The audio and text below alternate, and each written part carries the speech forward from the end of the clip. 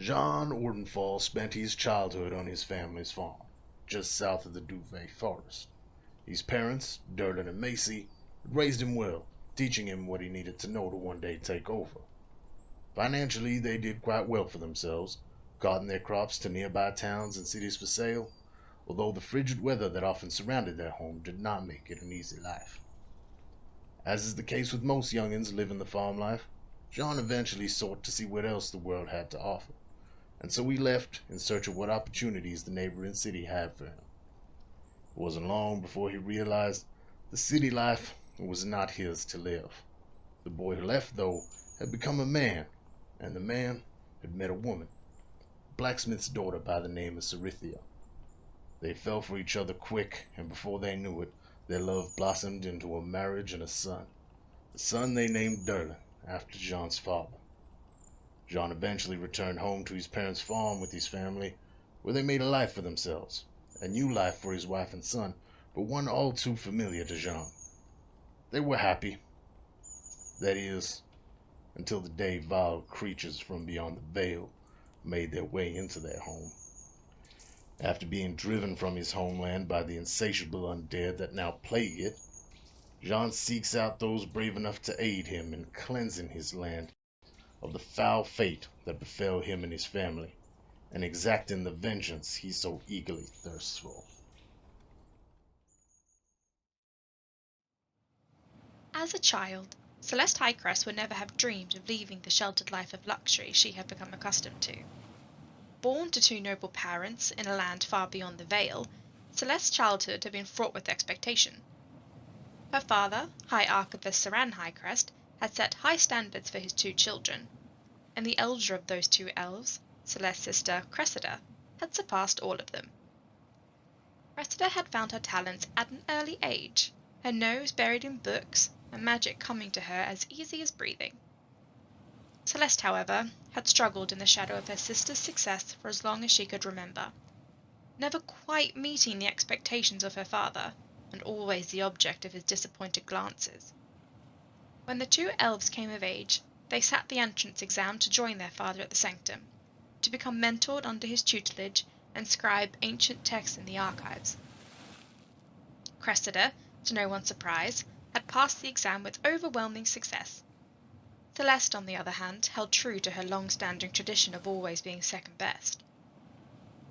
It was rare that one should ever choose to leave their homeland, but never being able to escape the constant overshadowing from her sister, Celeste had decided it was finally time to break free of this tradition. For here, she would always be Cressida's sister, never her own person. But if she were to leave, perhaps she could finally forge her own path. She found her way to the dimension door, stepping through for the first time and finding herself in a land strangely familiar, yet unlike anything she had ever experienced. She boarded the first ship she came across, bound for the kingdom of Quell, and spent years travelling these oceans between continents, desperate to find something worthy enough to bring home as tribute to her family. Until one day, the news found her. The door that she had stepped through to enter this plane had vanished, along with every other door that could lead her home. Now stuck, seemingly an entire universe between her and her homeland, Celeste is searching for answers, and some miracle that could lead her home again.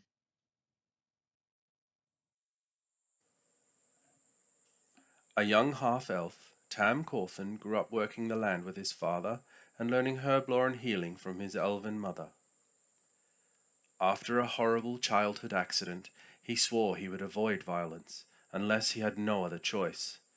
When the war came, like every Cawthon for generations before him, Tam enlisted to fight for his king. During the bloody battle for King's Helm, Tam's selfless efforts to heal his friends caught the eye of the celestial Aethia, and she became his patron, giving him the gift of celestial healing. His courage in battle did not prevent him from drawing the ire of his superiors. His compassion was blind, and he would heal all in need, even the enemy. After the end of the war, Tam worked as a healer in the villages outside Crackvolm, hoping to save enough money to gain entry to the Healers Guild. After a series of unfortunate events, Tam finds himself in debt to a very wealthy and very criminal cartel boss. Pinned between his compassion and his new master, Tam tries to make the best of his situation, dreaming of a day where he can live his life in freedom.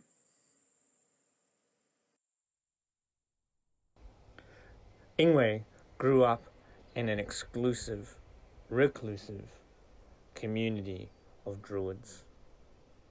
His elders, ancient and wise, one of the greatest, his mother, was a great storyteller, and he grew up sharing their stories.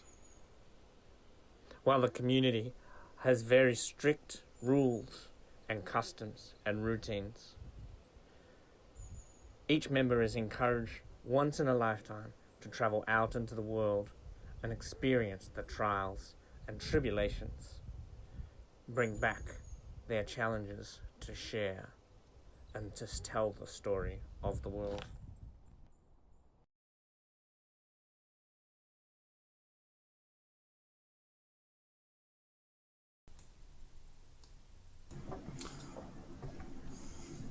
All right.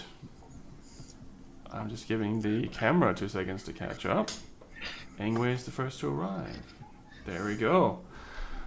Welcome everyone, and thank you for dropping in, watching Monsters and Mayhem's 3rd episodes, but this time on our very own channel. Woo! Wait, Woo! That's so Hell different yeah. now. Before we start, I have a few things I'd like to say. Welcome to the new channel. That's the first thing. Yay. Second thing is we have a giveaway that we are doing at the moment. All the details we have for that is on our Discord channel. There should be some links in our chat during the stream. And if you go there and you click on all the rules and all that stuff as usual, then you can get all the information of what this giveaway is and what it's all about. It's going to be part of the Spooktober October month challenge. Not challenge, but what do you call it? Celebration? Yeah. Yes. Yeah, I think that's pretty much it. My name is Tom. I am the Dungeon Master of Monsters and Mayhem, and if you have more dice than friends, you come to the right place. Last time we left off, we were about to head into combat with our beautiful adventurers, all ready to settle down for the night before a little girl started screaming in the woods, and you all suddenly were surrounded by a horde of undead and something else in the mist. So, first thing we're gonna do today is I need everyone to roll initiative. Initiative. And then I'm gonna move us to our fight scene. It might be a little grainy for some people. Hopefully, it should still work. There we go. So, that didn't sound too good. Was that a natural one? That was a 1? Not quite. It was not quite. So it was Things 2 are gonna minus go 1? well. What did you roll? So I rolled a 3 with a +4, which makes my initiative a 7. Oh, that's not too bad. +4, that's pretty good. That's not too bad. And what about you, Ted? Considering where I am. I rolled an 8 with a +2, so a 10. Alrighty. Hey. And Sharog. I also got a 10 total. Oh, which one of you wants to go first, or which one of you have the highest dex? I'm assuming you probably have higher dex. Oh, maybe? I doubt it. So Right, let's find out. let's have a look here. I got a 12. Yeah, so it's me. I got a 14. Sweet, sweet. Okay, so 10 first, and then Sean. Sweet. And Ingue. I rolled a natural 20. Really? So my Yeah. initiative is 19. You got a minus. So I'm guessing you have a higher dex than whatever else is on 19 right now. No, probably not. Oh, I'm pretty sure. -1. My dex is 8. But you're fighting zombies and stuff. Oh yeah. I'm fighting zombies. Yeah. Yo. Alright, so that makes it a little better. So I have some sound effects going on in the background, so for you it's gonna sound perfectly fine, but for everyone else it's gonna be super fucking scary right now. So Good. that's the I way don't we need the like extra it. stress. Yeah, cool. Rightio. I got nothing to think about. So first up we actually have Ingue.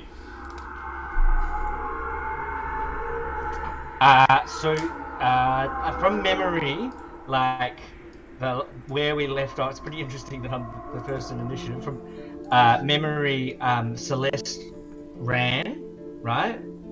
Mm-hmm. And then, the story that I've heard about zombies is that they come to dance with you, and they leave you treats. So I'm going to look to. Probably I've got really high passive perception, Oh my God. so I'm going to look to John and see that he's terrified. Would that be right? And Yeah. Combination of terrified and rage, something like that. and I would say, are we dancing with the zombies or killing them? And then... Just a look of shock on my face. and then I will cast Grasping Vines. So Right. that's a 20-foot cube. Where those zombies that are like to the left of us are. So just so I can explain it to everyone here, because the camera might not pick it up probably. Here is Celeste. There's a zombie here with a shackle grasping this little girl. There's more zombies in between the trees in this region here. There is some on the other side over here, a group of 5, and there's more coming on the other side of that house over there. And something else on the other side of all this mist here that you can't really see right yet. So, where did you want to cast it? Did you want to cast it towards these guys, which are over here? Or did you want to cast it towards the 5 that are coming towards you from the other side over there? The 5 that are coming to the other side, I want to start the point of my 20-foot cube at the back zombie and come as close 20 feet towards us. Right. This little template I have here is a little bit smaller than 20 foot, but I'll leave it at the back to remember here. Well, I'll put it in front of them because I want... Yeah. Sorry, I thought you said have the to run back through one. it. There you go. I'll put it here, so it's kind of all of them there. Cool. Yeah. So... So that's... I didn't see where you put that. You didn't put that with where Celeste is, right? You put it where the zombies... Celeste is on the opposite side here, and the 5 that are coming from the other side there. It's because And it's then such a I'm big going- map. Yeah, cool. So that will force all of them to make a strength saving throw. Okay, that's great. Of 14, and otherwise they're restrained. Alright. Let me have a look here.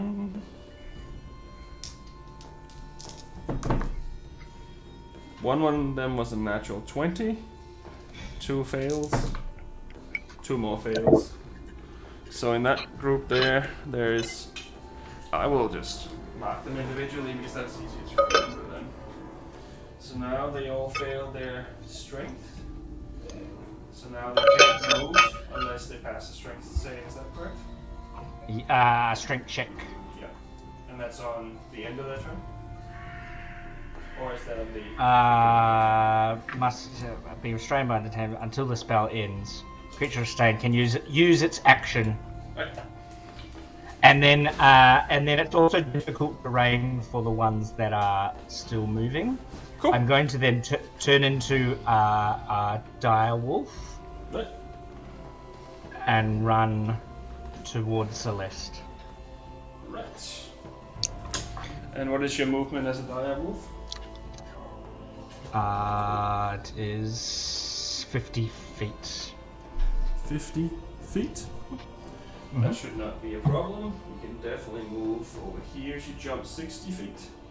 So you get pretty much to the side of where she is there. You're a little bit bigger. So I'm not sure if you can see your wolf shape here, but that is you right there.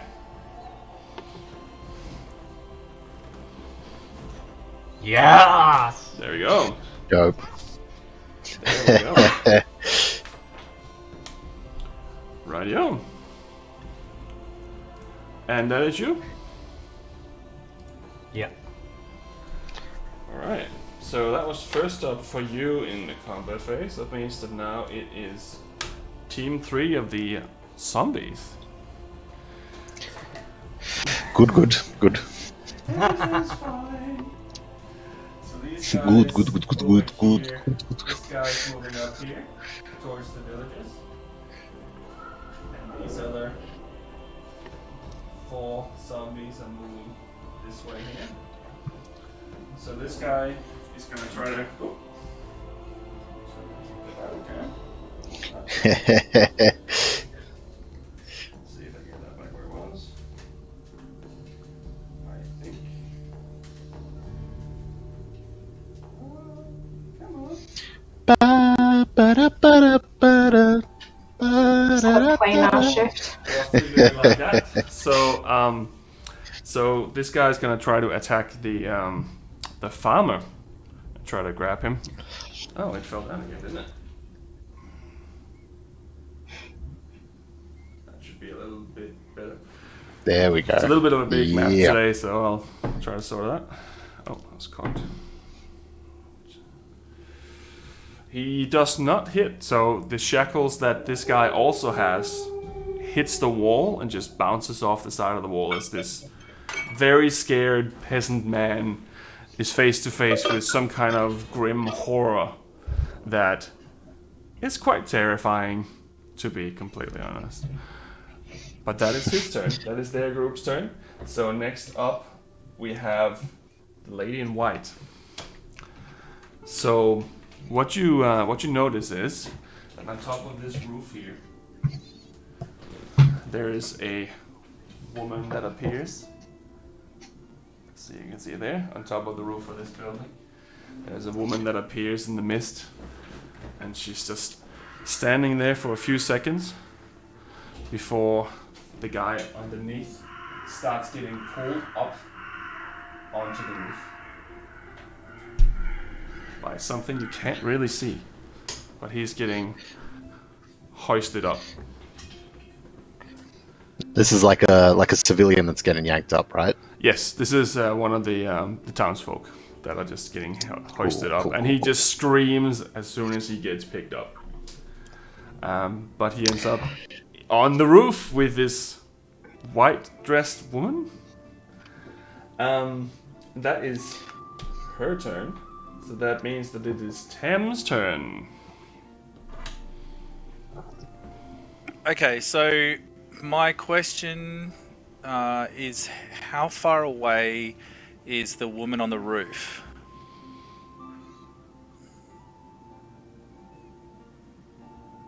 How far away do you think she is? 70 feet away. Okay, fantastic. So, and how far away is those zombies behind us are restrained, and the zombies with Celeste? So Celeste is 60 feet away, and she is 5 feet away from being in combat with the first one. And the ones behind you that got stopped by Ingue is about 35 feet away. Yep. Okay, so Tam's gonna look around, and he would have heard the person screaming, getting yanked up the house. Yes. So he would look, and would he see the woman up on top of the building? You can see a faint figure of a woman because she's kind of still covered in the mist. The mist covers a lot of these houses as well.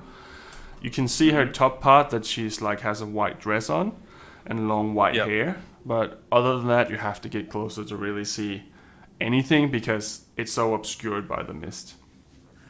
Okay, so I will use my movement to move up closer towards her. So I might just position myself against the caravan with the blue or purple roof there. Yep, right here. Yep. And that puts me closer, right? Yes. So you can go to there if you want. Now you're. I think you're roughly like 40 feet, 50 feet away. So do I get a better view of her now? Can I see her a little bit better? You can see a bit more, but if you want to actively investigate her, you have to do a perception check. I'm just wondering whether I can see her enough to target her, that's all. You can target her. You can still see, like, you can see everything from her navel and upwards, like her entire torso. But it's just, you can't see details that much from that. So, Tam will yell out to Jean, Jean, watch the ones on our back! I'm gonna go take out the woman on the hill, on the top of the roof! And Tam will cast Hex on the lady on the roof. Gotcha. There's no save on that as far as I remember, it's just a... As far as I know, there's not. It's just a fuck you. Yep. Got a green one for the Hex one. No problem. And Tam will... I guess he's kind of like squinting his eyes to see properly through the mist. And he will say, "Come on, my lady, save us!" And he'll shoot a blast of sunlight up to hit the woman on the roof. Okay. He will try at least. All right. So is that a save or anything like that? As far as I remember? So it's a ranged attack. Okay, go for it. Not bad. It's a 9 plus 5, so what's that, 13? That is a miss. Damn it. Unfortunately, that does not hit. That's the way the cookie crumbles. It definitely can be. Yeah, well that's my move. I will put my back against the cart and wait for my turn. Rightio. So we have Sean coming. Alrighty. Hearing Tam say what he did, Jean is ready to go. And he just turns to the ones behind him, the ones that have been sort of wrapped up in brambles and thorns and whatnot, and he's heading straight to them. And in the run over, halfway through, he's going to toss up a hand axe and throw it. So before he's even there, he's already thrown a weapon. Alrighty. So make an attack roll. That is a 15 to hit. Hits. For a max damage roll, 8 piercing damage, I believe it is. Piercing or slashing? Hand axe, I think slashing, actually. I'll probably yeah, say slashing. Probably slashing, yeah. Yeah. It's difficult terrain for you too. But you targeted, so you would... Yeah. The way that I thought that you were targeting it was so that he would... Perfect. Stop them, but I'm not sure if that was what you had intended. Jean is basically frothing at the mouth at this point. He throws that axe halfway and he runs straight up to them. He's in their face. Yeah. And I don't know if drawing his battle axe would be a free action or if I'd have to wait for next turn or what the case would be there. But that's perfectly fine. You can definitely do that. Sweet. Yeah. Then he's got his battle axe out ready for next turn and his shield up at the ready in one hand. Okay. So and that's pretty much all Jean can do, I think. He can do a little more, but he's just going to hold off. Alrighty. I'm just gonna write. So 8 damage with a hand axe sticking out of one of these zombie fuckers. Alrighty. Yeah, buddy. Nice work. But now you're also in the difficult terrain. Mm-hmm. And does he need to then make a strength saving throw as well? No. Nope. No. No. Okay, cool. Rightio. So, next one up we have Zombie Team 2, which is the one on the right. Unfortunately, Celeste. So, this individual had already clasped the little girl is going to move around, and he's going to try to do the same thing to Celeste. So he misses though. I roll a 5. So the clasp goes over your head in a wide angle and does not hit you. However, the other individual zombies starts pouring out. One of them attacks the little girl. One of them goes for Celeste. There's another one that creeps up next to Ingue, and another one on Ingue because he's a big target. So, the first one's gonna attack the little girl and misses. Second one's gonna attack Celeste, and I'm gonna use another die because that one sucks. That is a 21 to hit. No, misses. misses. Okay, that's okay. Level 2. For 2 points of piercing damage, and I need you to make a Constitution saving throw. Oh, 2 points of damage and a Constitution saving throw. Yep. Which I'm really good at. Okay, alright, Constitution. It's a 4. Okay. You don't feel so hot right now. You're starting to feel a little warm. You have been affected by gut rot, as I called it, poison rot. It doesn't have any effect on you in combat. It's just so you're aware. My guts are rotting. Cool. The inside of you is feeling a little warm, like probably shouldn't have eaten those Taco Bell quesadillas that day, but other than that, you feel okay to like fight. You just don't. You can feel that did something. Like I don't know whether it's like a fart or something else. Like I'm just like, oh. Try to hold it in if you can. Squeeze my legs together. And the other two are gonna attack Ingue in his wolf form.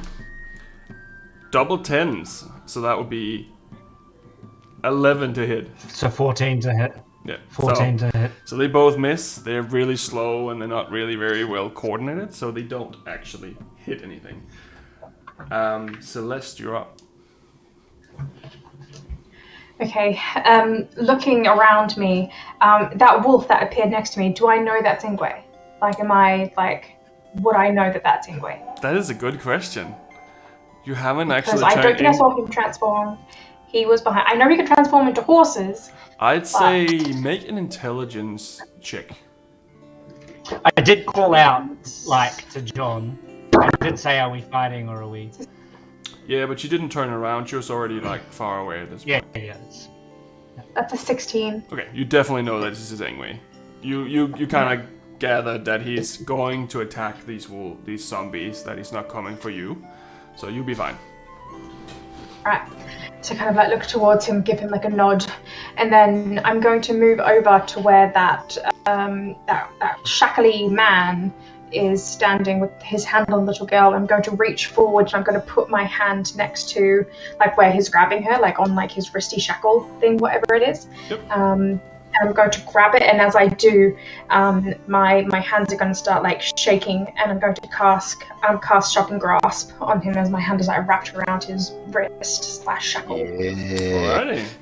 So that's an attack roll, I believe. It's a melee attack roll, I think. Yes, it is. I'm going to go, let her go.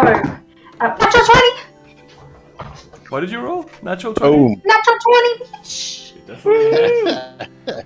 Right, roll some damage. Let me see what the knowledge is for that. So Shock and Grasp is a +4, so that's a 24. Then it's just 1d8. So do we double the dice or double the damage? What are we rolling? I'd say double the damage. Double the damage, right? That's an 8 or a 16. How much did you say?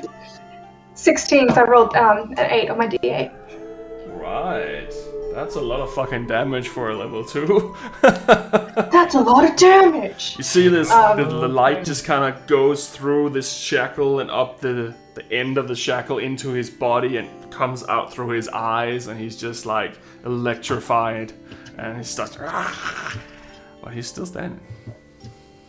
And I'm going to, with my movement, try and like kind of like wedge myself between like the shambling thing and the girl, like I guess trying to like just like move in there if I can. I mean, I don't know if I can kind of like, I know he's grabbing her, so I don't know if I can like try and weasel my way. He still has a hold on her, so it's kind of hard to do that because they're attached to each other right now. But you're definitely up in his grill right now, so you're definitely in his face. So you can't get closer than you are currently. Yeah, so I'm going to look down at her, and I'm going to look over at Ingue, kind of over my shoulder, and look into his big, beautiful, wolfy eyes. I'm going to say, Ingue, this is going to make for a magnificent story, and you can take a D6 of bardic inspiration. Bardic inspiration. I'll put a little thingy on you so we try to remember that. There we go, bardic inspiration. I've got myself a little D6 to remind myself to pop it over. That's a good idea too, yeah. Alrighty, so that's your turn, Celeste. Yep, that's it. Alright, so zombie team 1 can't really move, so the ones that are stuck are gonna try to make a strength save. That's a no and a no, and that is a no and a... Oh, actually one of them does make it. So an 18 minus 1 would be 17. Yeah, 14 is the save. So one of them managed to get out of that. The rest of them are just gonna be stuck where they are. But this zombie... It's only half. It's only difficult. It's only half movement. Yes. It's so not. This guy's gonna it's just go like to John, and this one's gonna keep going to here. they're just like this. Bring it.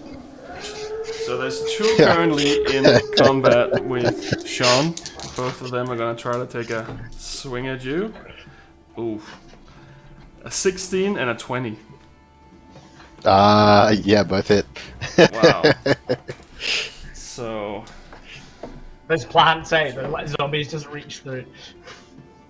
So 5 points of piercing damage in total, and I need you to make 2 Constitution saving throws, technically. Alrighty. Separate attacks. Oh, okay. That looks okay. Saving throw, Constitution. Yeah. That is an 18 for the...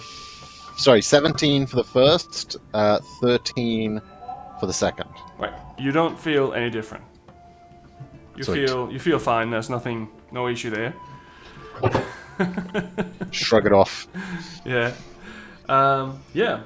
That is their turn. And we're back to top of the round would be Ingue. Have anyone seen those YouTubes, I think they're like Russian, with the dog that protects the little girl? No. So I'm gonna Ingue the direwolf is gonna be around Celeste's body like that, and then he's gonna attack the zombie with the shackles.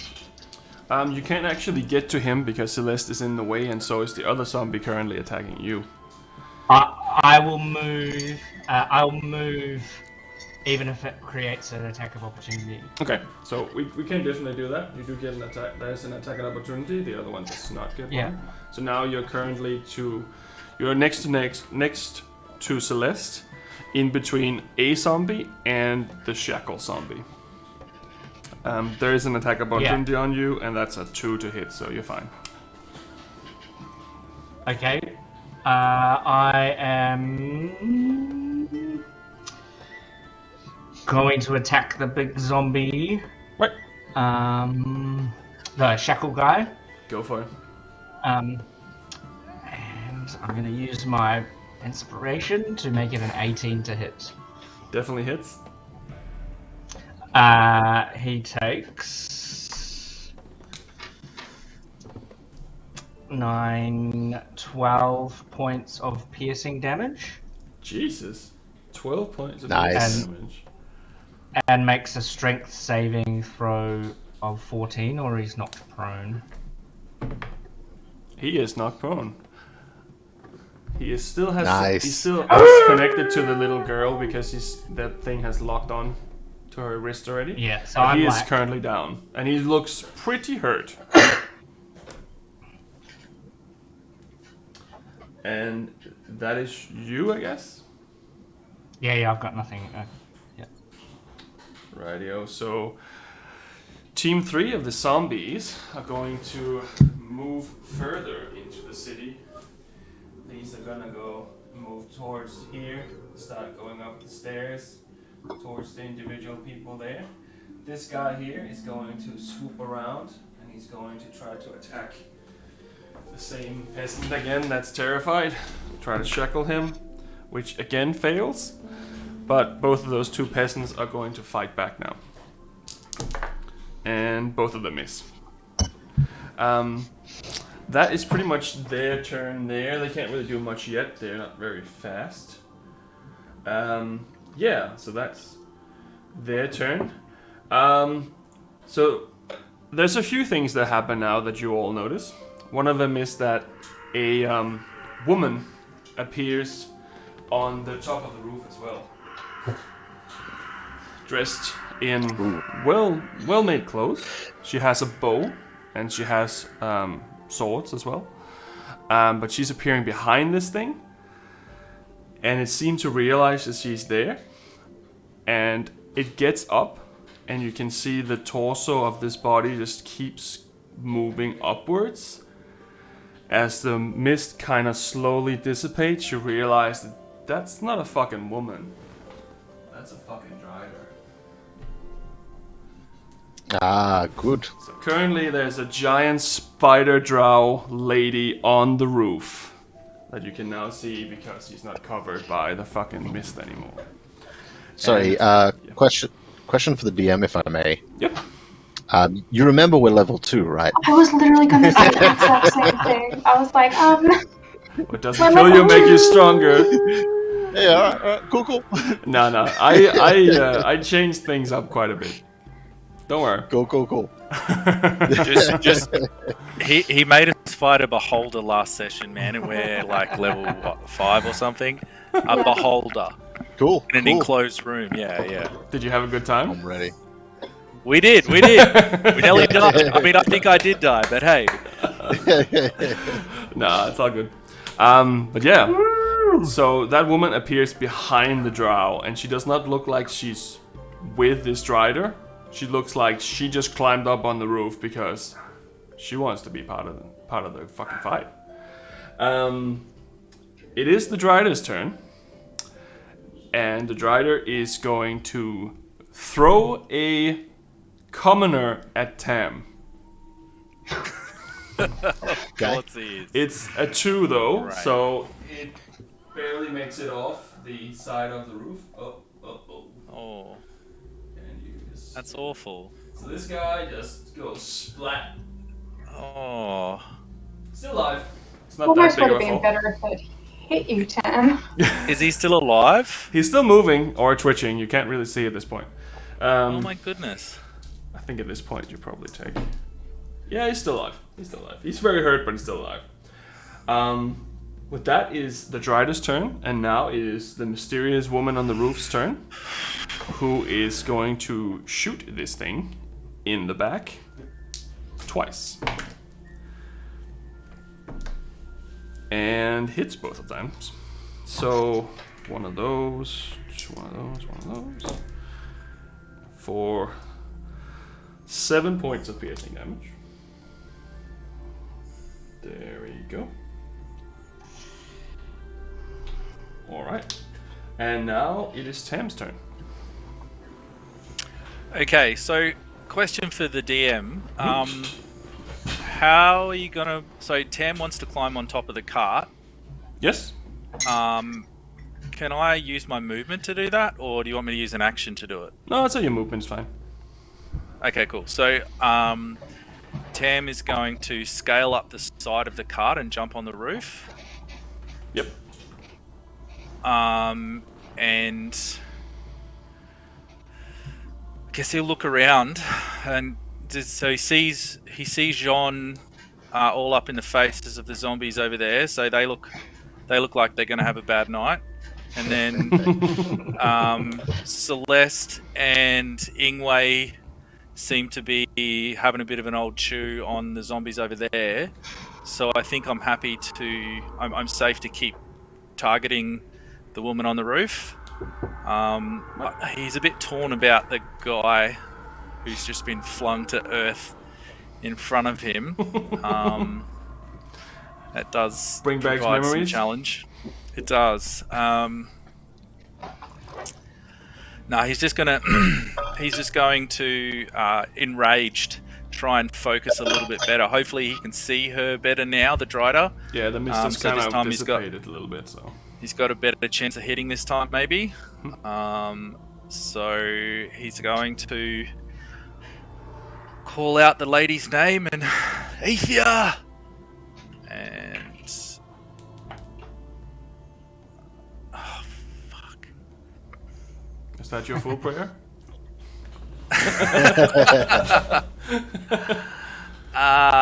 So this one's a 14. 14. It misses. Yeah.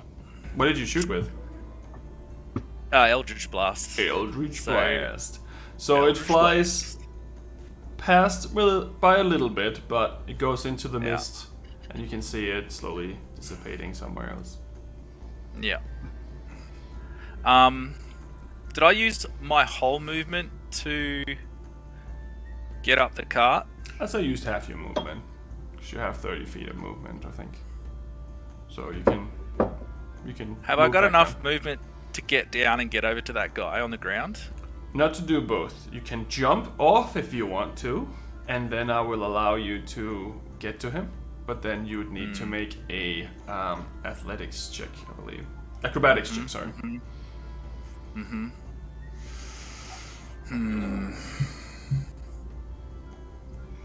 Parkour. Yeah. He's gonna try. Okay, YOLO. He's gonna try. So Okay. he's Acrobatics check. going to jump off the roof. Let's hope my shit rolls are finished for now. That's better. I could have used that when I was trying to hit someone.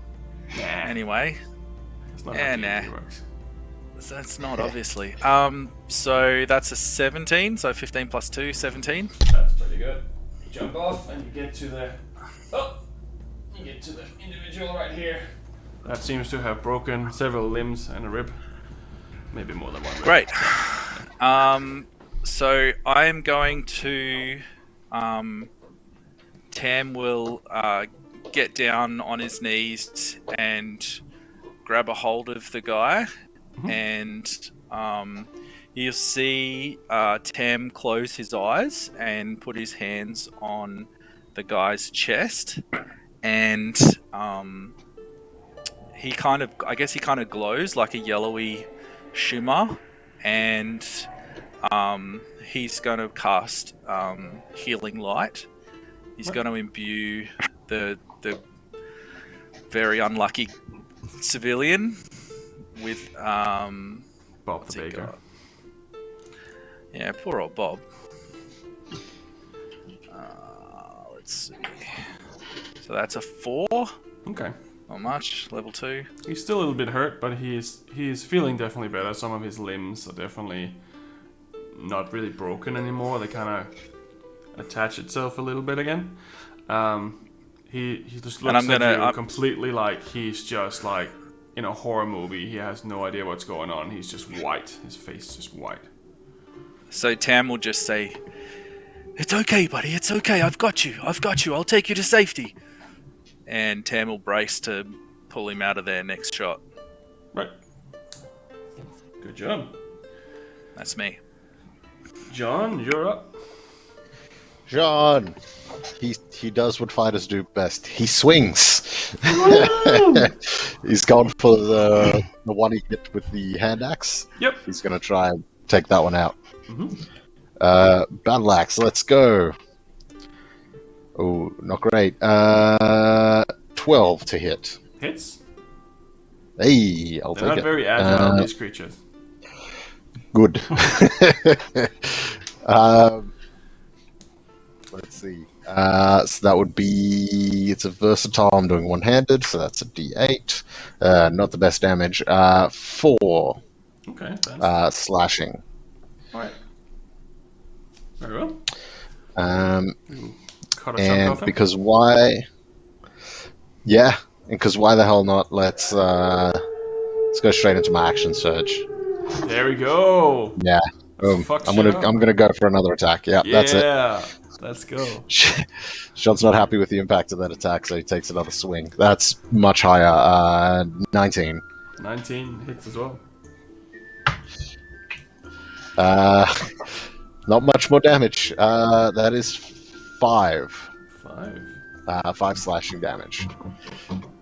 And he's just shield in one hand, battle axe in the other, which is that sort of modified woodcutter's axe, and he's just swinging left and right. He's just hacking in a rage. It takes the damage and it's looking really rough, but it's still kind of hanging in there, still just like trying to get back at you. I'd do the same thing back. Ah, yourself. There you go. Yeah. I would say roll intimidation check, but I don't think it actually can do that. Fair enough. Fair enough. That is your turn. Yep, that's it. Zombie Team 2. Team Celeste. So, one zombie is going to try to attack the little girl. Does not hit. She's very, very lucky. And currently, because Ingue moved, there's 2 zombies attacking Celeste. One behind her and one to the side of her. Thanks a lot, Ingue. Same fucking roll as before. 16 and 20. Yeah. Both of them or just one? Both hit? Okay. So you take 5, 7, 8 points of piercing damage. Is that total? Yes. And I need you to make another Constitution save for both of them. Another fuck, guys, I'm dead. Okay, no, I'm probably still not. It's a 14 for one and a 12 for the other. You don't feel any different. You still feel crappy from the first time, but you don't feel worse. Okay, I'll take it. And there is it's cool. A zombie attacking Ingue, and that's a 5. That's a 6 to hit. That's definitely a no. The one laying down, does he need to make a strength check to get out of your grasp right now, Ingue? No. He's just prone. He just needs to stand up. Okay, so he's gonna use his movement to stand back up, and then he's going to try to clasp at you as well. So, fucking hell, that's an 8. Never mind, Ingue is just immortal today. Alright, so that's their turn. So now it's Celeste's turn. Okay. Celeste is kind of stagger a bit, like stars in front of her eyes. She's gonna clutch her stomach. She's gonna look at the shackled monster on the ground, and she's gonna kind of splutter out a few words, and they don't really even make sense what she's saying. You can't even kind of get any words from them. But she's going to cast Dissonant Whispers, and it's just this kind of gurgly sounds coming out of her throat as she's just looking up, kind of swaying on the spot. So that is a Wisdom saving throw for me, please. That is a failure. Are you sure it's really low DC? I rolled a 2. Okay. I hope it's not that low, because then you should probably figure out something else out. Okay, alright. So that's 3d6 damage. Oh, maybe it did save. So that's a 4, that's a 6, and that is a 5. So who does math here? Is it more than 2 hit points? 12? 15. Yes, it is more than 2 hit points. So it stops moving and just falls back onto the ground. The clasp releases the little girl, and this entity, whatever the hell it was, is no longer moving. Nice. Okay. Is there so where that extra zombie is? I can't really see on the map. Sorry, but where that other zombie is, am I between it and the little girl, or is the girl standing between me? Like, where is she? Here, and right in front of you right now is the little girl here. There's a zombie here, a zombie here, a zombie here, a zombie here. So you're pretty much surrounded in a half circle, and then there's Ingue on the other side. Okay, is there a way that I can grab this little girl and put her between myself and Ingue? If you take an opportunity attack, yes. Or you let her take an opportunity attack.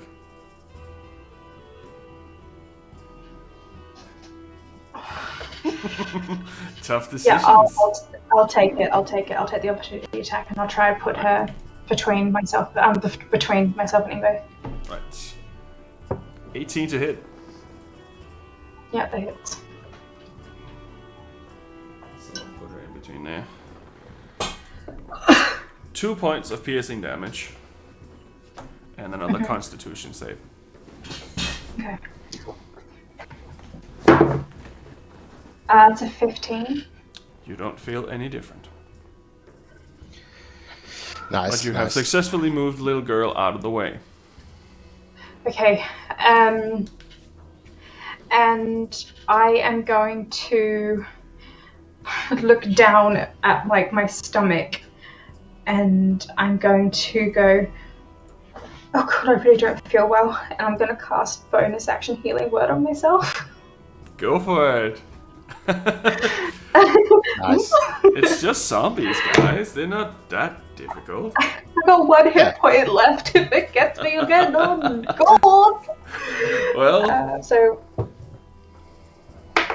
Oh yeah, okay. So that is a 4 plus 2, so 6. Okay, cool. Radio. Okay. So that's your turn. And I would also like to cry, and that's it. That's my turn. That is a free action to cry. It's a free action to cry. Yes. Just in case you need it. It's also a free action to bleed, as you have probably noticed. So that takes it to unit 1 of the zombies, the ones on the left. So the guy with the shackles is going to try to attack the farmer again. And I lost the dice. Woohoo! That one hits. Auto miss. So he successfully clasps this individual over here. So this person is now attached to him there. The other zombies are moving up the stairs, and this woman here is screaming as a minor horde of zombies is moving up towards the individual sitting here, while there is a massive fucking spider on the roof. But they did not reach anything else at that specific turn, so no one else is getting attacked yet. So that takes us back to Ingue at the top of the round. So I'm going to, I think from what I can see, like Celeste is in front of me, so the girl, if I attack the zombie to my left, the girl can get out without opportunity attacks. Currently so she can escape into the woods if she wants to. She's free of any combat here because of what Celeste did. Yeah. So well done. So I'm going to attack the zombie that's to my left. Yep. And that is a 19 to hit. Hits. And they take 11 points of piercing damage. Ouch. And have to make a save to not be knocked prone. 12? What is the save? 14? 13 is the save. Right, so he is knocked prone. So that dude is knocked prone. And then I will move. I will have jumped on him. Mm-hmm. And so I'm going to flank. I want to be flanking the other zombie. Right, so you're moving around. Kind of over next to that horse. And yeah, trying to Rightio. Yeah. So we can say that he is now flanking. So that Celeste can. advantage. More so that Celeste can escape. Oh, okay, yeah. Well, she would have an issue escaping. Yeah, There's yeah, still that- 2 zombies attached to her, and there's a one Yeah. 2.5 feet away. Yeah. Because the little girl moved. But yes, you can definitely do that. So I actually want to move past that zombie that's on the ground.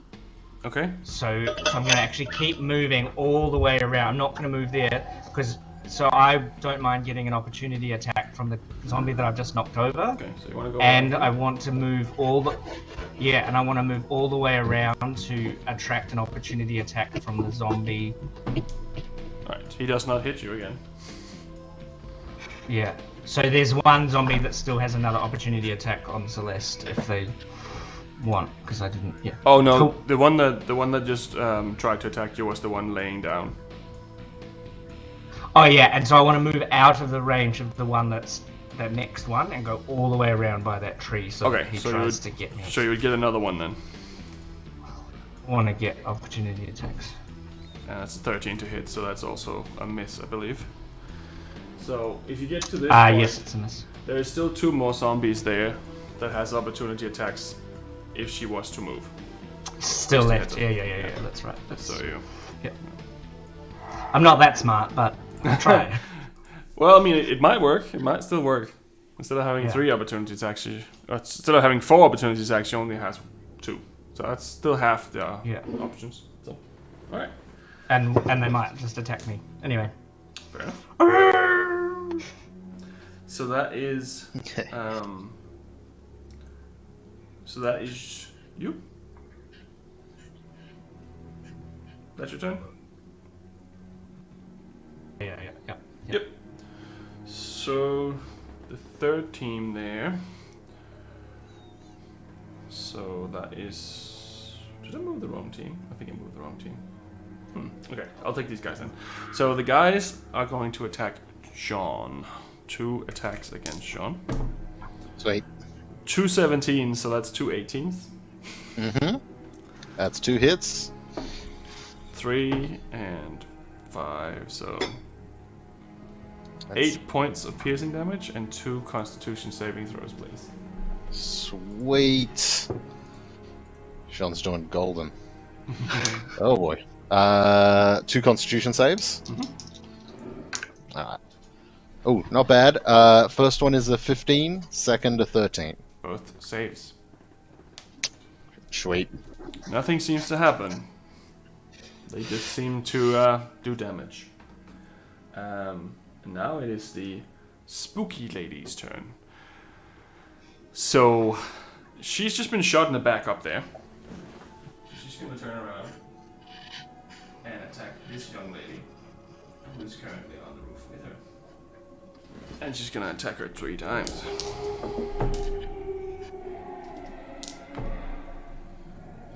So she hits once. Oh, keep dropping my dice. 7. Okay. And 2, 3. Okay. So what you see is that she attacks with her sword twice. She has 2 swords and she attacks with both of them, and she doesn't hit. And then she attacks with one of her one of those spider limbs, and as she hits, you see this green liquid pouring out, and that hits. And the young lady on the roof doesn't look like she liked that very much. She's still standing, but that looked like that really hurt. And she is now poisoned. Noted.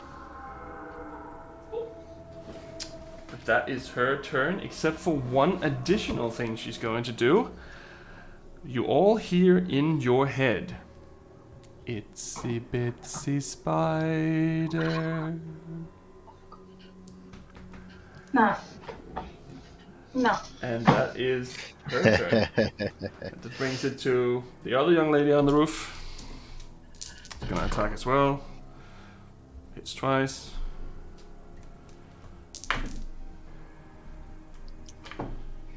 Alright. So she hits her twice again.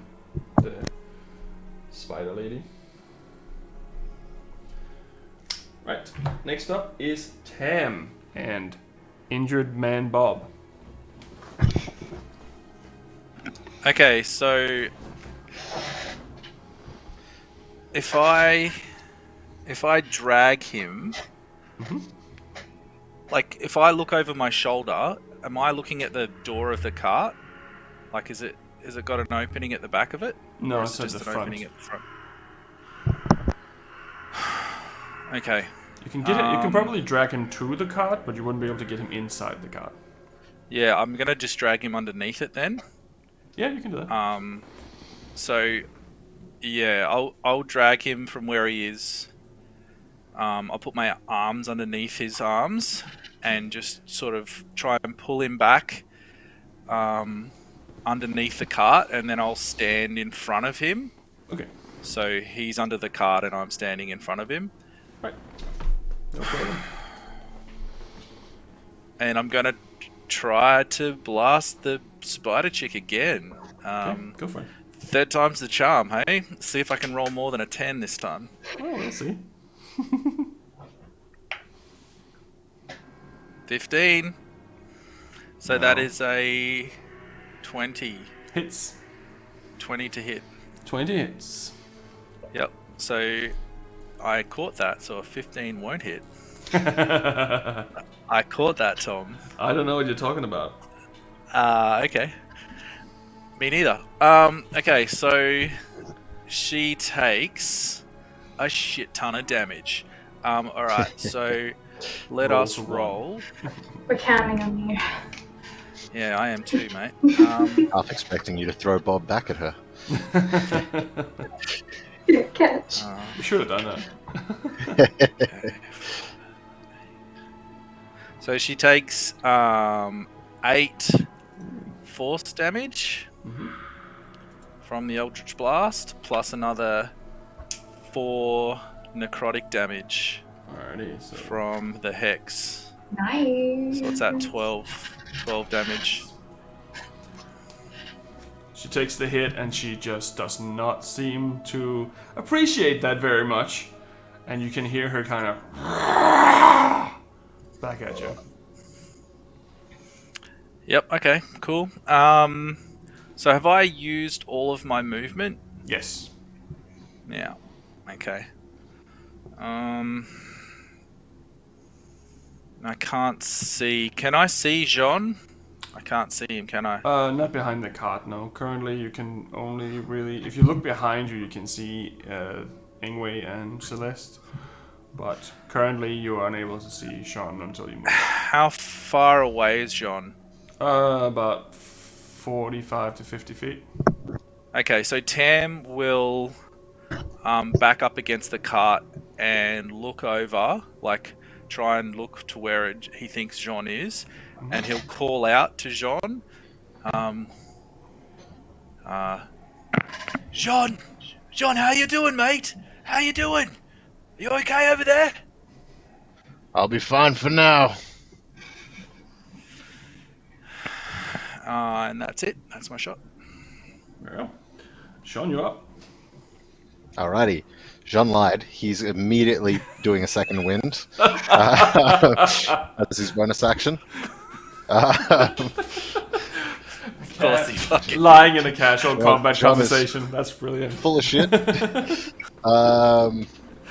So, yeah, second wind, I get to heal 1d10 plus 2. That's a good roll at least. That's an 8 plus 2. That's good. Pretty good. So, total of 10. I guess if that happened a second later, Jean wouldn't have been lying. Okay. As he sort of just looks back and takes a deep breath in and focuses himself before he goes for another swing. He's taken this. He's got to kill this thing. Go for it. That's a natural 19, so that's going to be Definitely. 23. Yeah. So as a spoiler, the armor class is 8. Ah, fair enough. Yep.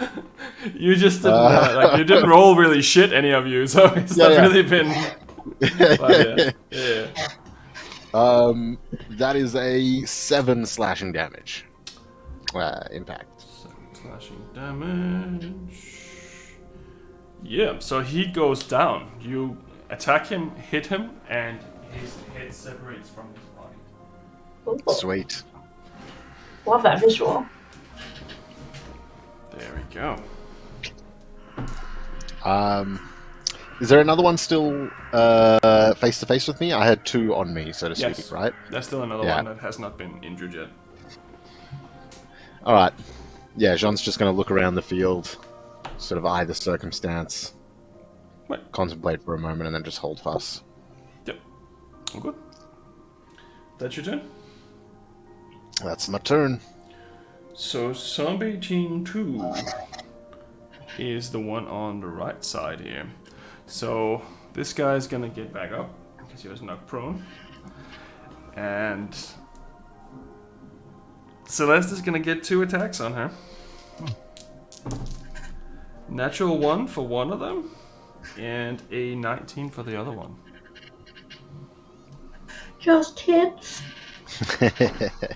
3 points of piercing damage and another con save.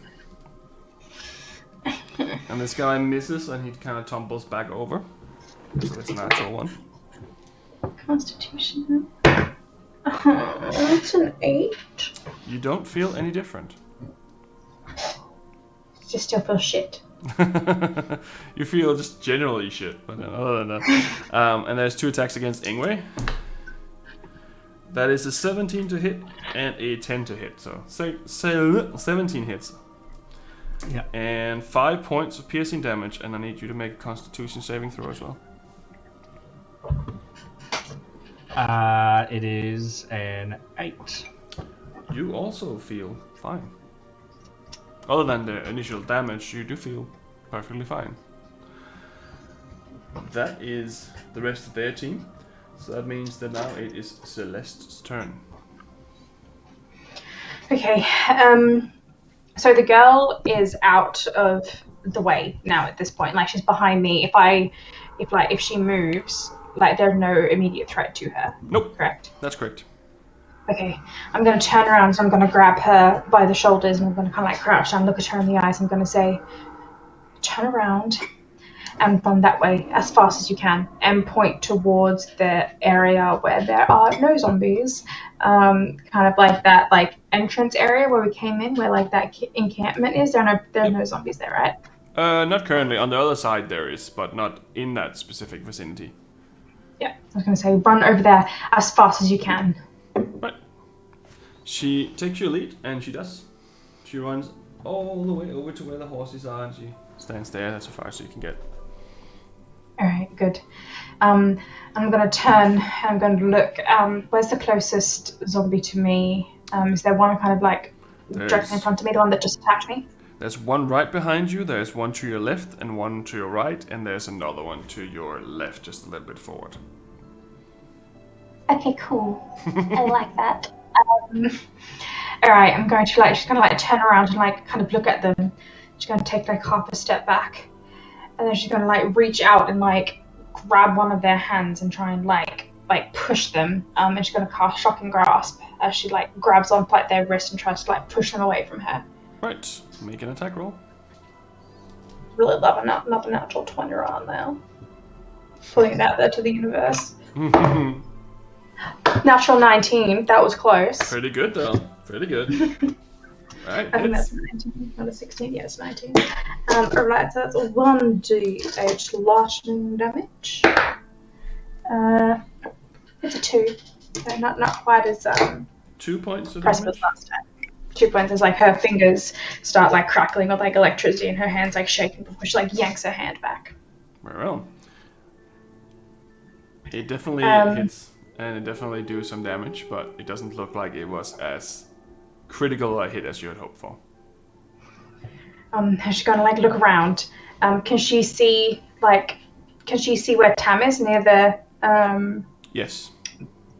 So I'm Turn going to turn around. your mini around so I know which way you're facing here, but you can definitely see Tam over by the cart right over there. I'm just gonna look over him and go, We're lucky we've got you by our side. And you can take a d6 of bardic inspiration. Bom, bom, bom. The Terminator is back in business. Alright. So I'm guessing that's your turn? And then she bleeds a little, but other than that, that's about it. Fair. It's a free action. Yes. As we established earlier. Yeah. Yeah, that's you. So that means Team 1 is going to have a go. So that would be the clasping zombie over there. So the clasping zombie is going to try to attack the other peasant and misses, but still has the one in its clasp. The rest of those zombies, though, are going to try to move up now. So these zombies are going to attack her. This one's going to attack this gentleman, and this one's just going to be moving up, but not able to do anything yet. So the young bar lady is going to get hit and takes 5 points of piercing damage and doesn't feel great. And the other one, oh, there's two on her actually. Oh, natural 20. You're not allowed those. So, It's against the rules. she goes down. And the other one attacks the other gentleman. That's a natural 1, so he does not hit anything, but dislocates his own shoulder. Alright. That was their team, and you can see that even though that she has just passed away, this young bar lady, she's starting to move again.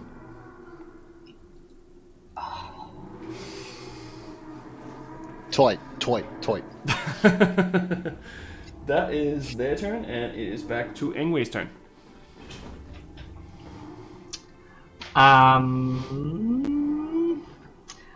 So Ingue is going to move back around the zombies to come back in behind Celeste in that defensive dog position again. If you do that, you take 3 opportunity attacks. Yeah. Okay. Because then you're going behind her here?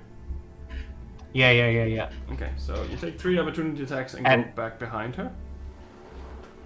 Yeah, so I'm kind of trying to, like, occupy the same space as her, if that makes sense. So I know that I can't do that.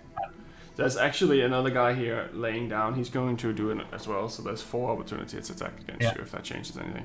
Yeah. That's fine? Yeah. Okay. I vote on the notes not fine, if my opinion counts for anything. I couldn't hear anything. Your mic was muted. So 1 is a 19 and 1 is a 15. Yeah, they hit.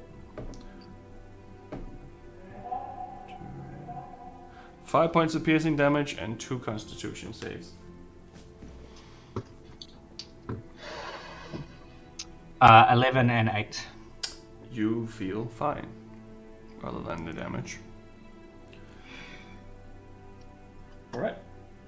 And I'm going to attack the one that's like next to Celeste. The one laying down or another one?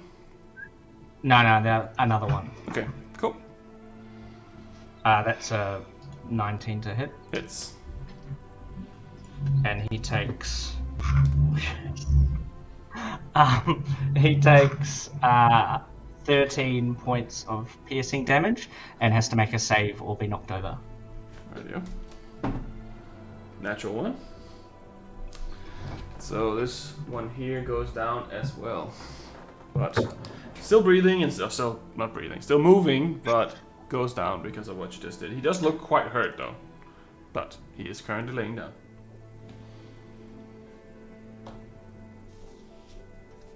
Yeah, and that's all I can do. That's you. So that means that it's Team Zombie again. So the one I have here is Team 3 Zombie, so those ones going up there. So that means these ones are the ones there. Okay. So the ones that have just killed the bar lady up there are going to start moving. So they're gonna move in. She's getting up. And I will replace her with... Oh, they're still alive. This one's dead. I'll replace her with this one. They're gonna move in to attack this guy who seems to be very well dressed for someone in a small village like this. Unfortunately, Lorraine, the barmaid, is no longer serving ale. Oh, double 19.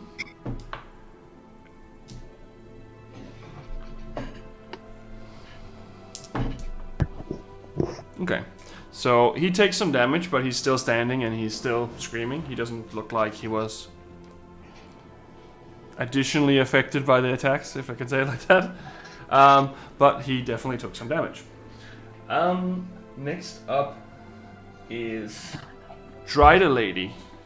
She is going to attack the woman on the roof again. First, she's going to do one. Ooh, okay. Alright. Okay. She is going to attack her, and she gives her quite a bit of damage. You can see the slash of the sword was quite heavy.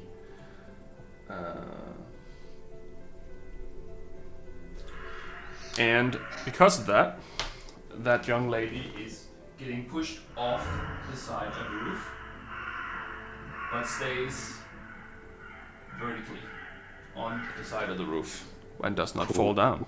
Her feet are simply just walking there. But as she's only used one of her attacks, she is going to jump down. And I'm going to make a check. Yes, she managed to do that. She's going up in your grill, Tam. And she still has 2 more attacks left. So 1 attack with her sword, that's an 8. So that misses quite heavily. And with her slash, that's a 16 to hit. You are out of sound. Yep, that hits. Alright, so you take 2 points of slashing damage, and I need you to make a Constitution saving throw. So 2 points of damage. Okay. And a con save, you said. Don't forget you've got inspiration. Yeah, I'll see if I need it. Hopefully I don't. I want to save it for my attack. Yeah, that's alright. That's a 19 plus 2, so that's a 21. So you take 3 points of poison damage. 3 points? Yeah, that's I could have used that 19 on an attack roll at some point, but anyway. That's not how D&D works. No. Next round. But you currently took some poison damage, and as far as I remember, when you're poison healing, only gives you half. Really? I believe so. Is that your rule? Is that a homebrew rule? Nope. I'm pretty sure that's D&D. Okay. As far as I remember. That is her turn, and then the young lady vertically on the roof just simply walks back onto the roof and starts shooting at the zombies below her. And she's going to attack as well twice. Hits both of them. Okay.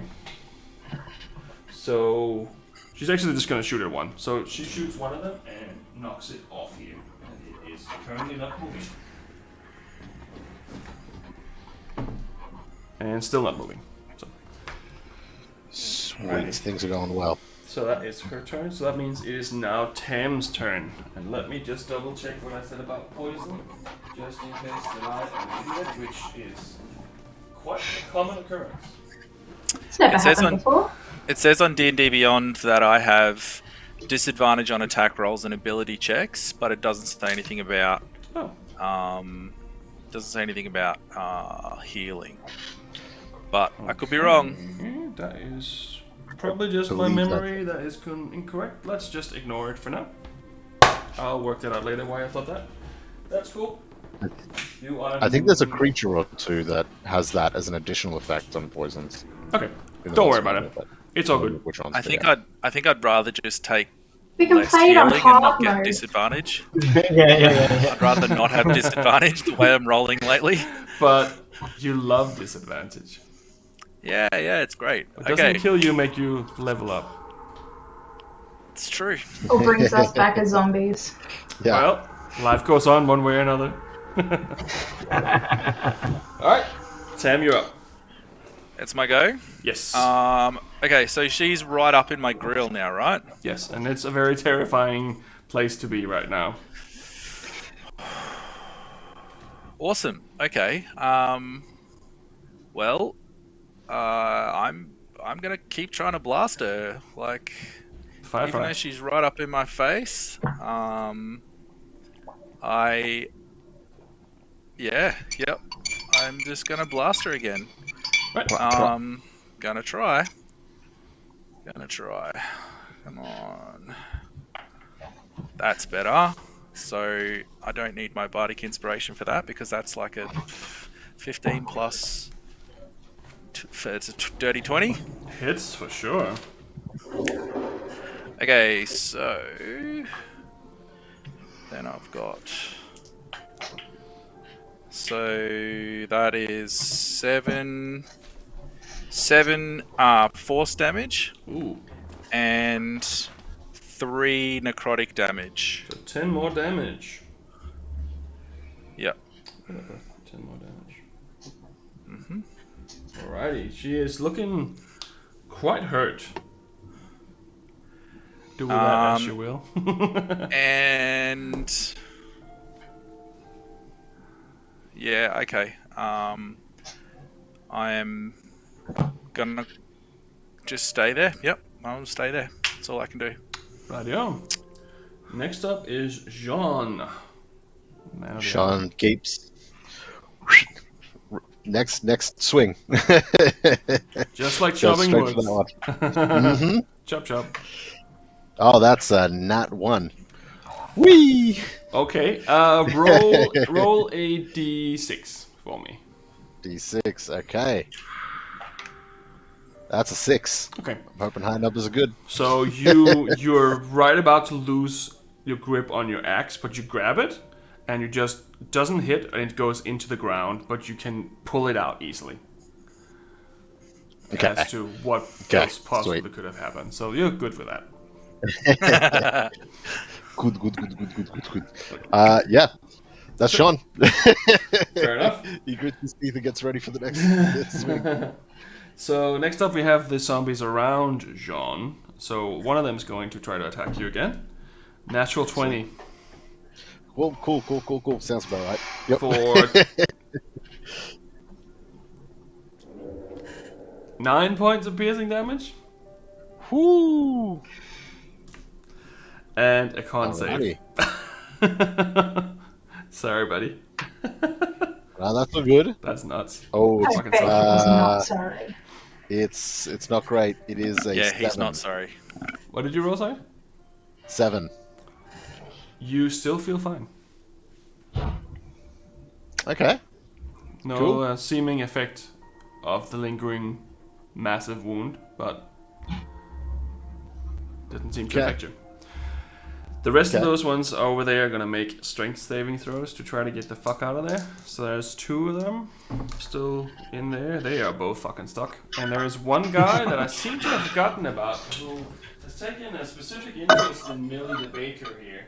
So he's moving towards her as she's realizing that this motherfucker's coming towards her. So she just starts screaming and throwing bread at him.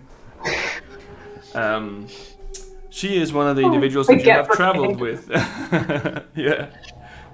So that is... she the... Oh no, the granny, the baker granny. Yeah. Yes. And the little girl that you rescued, the one next to you, is part of that family you traveled with as well. She was the little girl in that family. Her name is Dina, and her mom's name was Mina. Yeah. Tom, you can't kill Baker Granny. That's Tom. Zombie Tom. granny. it's all a means to an end, my friend. Mean is exactly the right word, Tom. Anyway, that is now Celeste's turn. Okay. So Celeste is going to look around her and kind of see, because there are 4 of them, correct, standing there. 2 of them are laying around. down, and 2 of them are standing up, but they are all still alive. Okay. Celeste is going to reach out her hand and just go, it's not strong enough, and she's going to turn around and she's going to reach into the back of her her corset, and she's going to yank out a dagger, and she's going to just strike down at the one that's on the ground in front of her, right. And just try and stab it directly in the base of the throat, and just kind of rip upwards. Right, make an attack roll with advantage because it's currently laying down. It's at your feet.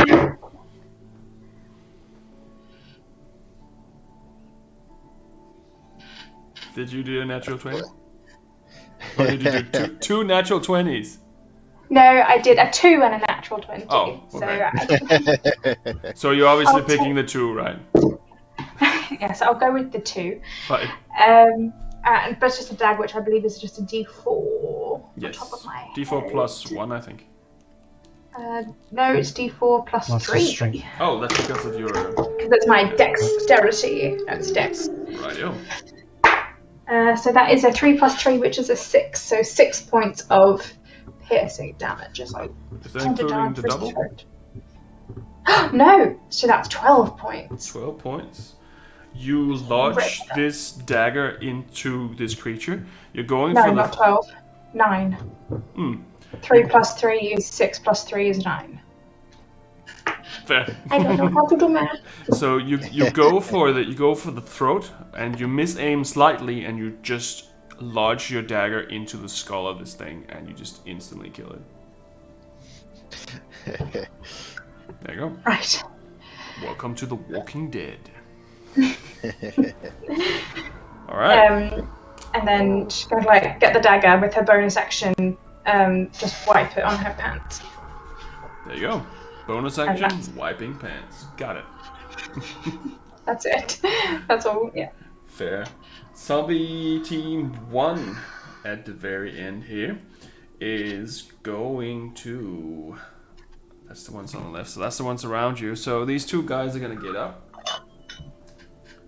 And you're still in a very unfortunate position. 2 of them are going to attack you. That is a 12 to hit on Celeste. Oh, on me. No, it does not hit. Right, and 2 on Ingue. 6 and a 2. What the fuck is going on with these dice today? Never mind, they don't hit anything. Yeah, that's them, and we're back to Ingwe's turn. They're traumatized from seeing their friend murdered. They're like, oh. So I'm gonna do the same thing and run back around the other side. Okay, so taking another 4 attackers of opportunity. 3, 1 just died. Yeah, I didn't put him down for some weird reason. Yeah, you're right. Yeah, we can do that. So I'm actually only going to take 2 opportunity attacks. Okay. And I'm going to, with the 3rd guy, I'm going to try and attack him and bring him to the ground. Okay, cool. So let me give you 2 of those. That one's cocked. 15 to hit. Yeah. Okay, so you take 2, 4, 5 points of piercing damage and 2 con saves. I rolled a natural 20 and a 16 for my con saves, which is plus 3, 23 and 19. You're fine. And so with the 3rd zombie, I'm going to roll a natural 20 again. And Jesus, there's been a lot of those today. he is going to take 8, 16, 19 points of piercing damage. 60, 19? 19 altogether. That was just me mathing out loud. Okay, he when you bite him, he oh, that's the wrong one. This one here. When you bite him, you can see his spine through all this matter that's been pulled and torn off. You can see there is a little bone, there's a little piece of his spine left that's holding his neck on, but it's very close to snapping. And I will let him automatically fail his saving throw for that one because he is on 1 hit point.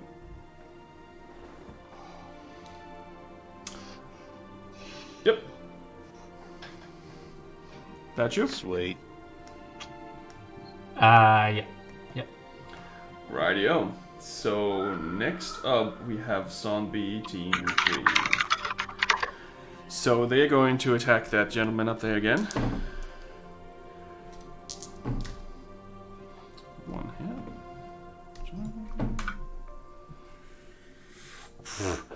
So he is still holding them back up on that little patio up here. I'm not sure if you can really see it, but this here is the tavern of the city. He's kind of holding them back there. He's taking some damage and such. And he does not hit anything. So currently, he is still breathing. He's still alive. He's just taking some damage. That is their turn. And now we have the Drider Lady attacking Tam. First there's 2 attacks with the swords. A 14 and a 13 to hit. Actually, wait, no, that's wrong. 13 to 14. 16 and a 14 to hit. One hits. One of those hits, yeah. So 5 points of slashing damage. As she hits you with one of the rapiers, and then she's going to try to swipe you with one of her legs as well. And that is a 17 to hit. I'm guessing that hits. That hits. So that is it's another 4 points of slashing damage. And a Constitution save, please.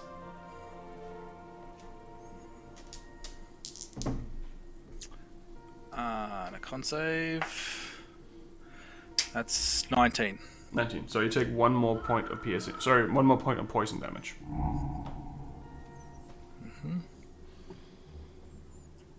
And you can still hear in your head that she is singing Itsy Bitsy Spider. Nice. That is her turn, and then we have the other individual on the roof, still shooting at the ones underneath. 1 hit. A lot of damage. Right.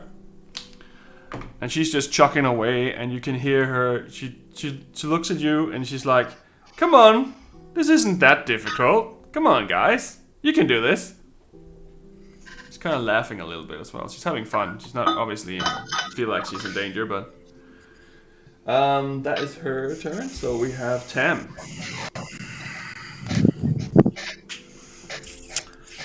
Yep. Okay. Terminator. Yeah.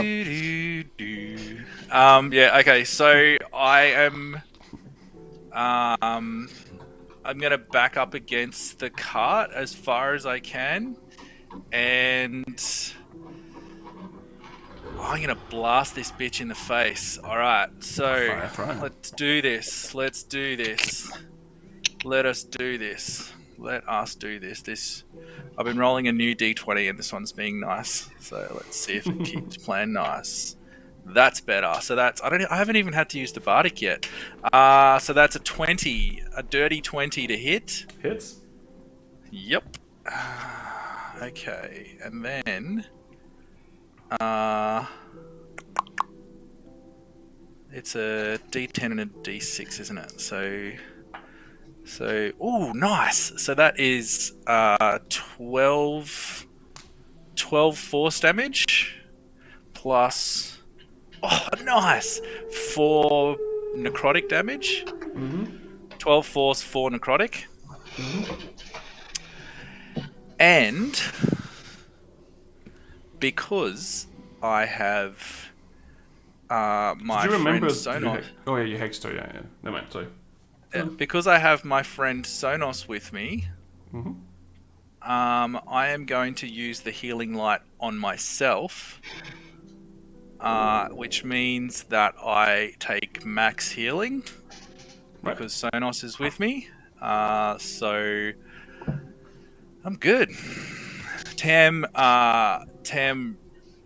reaches his hand up and like Hamilton, and he pulls down a glowing light, and his eye, the golden eye, fires brightly, like really flashing bright, and he sort of steps back up and he squares his shoulders and he's like, "Come on, bitch," and he's good now. Right. You can hear Sonos being like, "Oh yeah, to be and not to be, motherfucking healed, bitch." Yep, he is good now. Yep, all good. He is good. So that leaves us with Sean. Alrighty. Jean's going to pull a new trick out and take another swing. Chuck. You surprise me every round. You surprise me every round. That's a dirty... dirty 20. Dirty 20, that's still a 20. Dirty 20. Mm-hmm. And that is... let me get my dice right. Yes, that one there. Hey, that's a pretty high roll for a... God, math.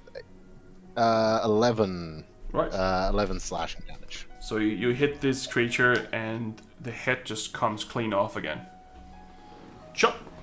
Hell yeah. Just Having the time of his life over there. Oh, sorry, I miscounted 9 slashing damage. You had 5. Okay, cool. So Sweet, you're good. easy. Don't worry, it's all good. Yep, perfectly fine. You chop his head off. Sweet. Getting some of that aggression out. Yeah. From all those grain bags that you couldn't lift. Yeah. Now, with that one gone, are there any more in my face right now? Not immediately in your face. You can walk into the difficult terrain and engage the last 2 in that group, or you can take the one that are going for Millie the Baker. Alright, I'm gonna see how blindly enraged Jean is.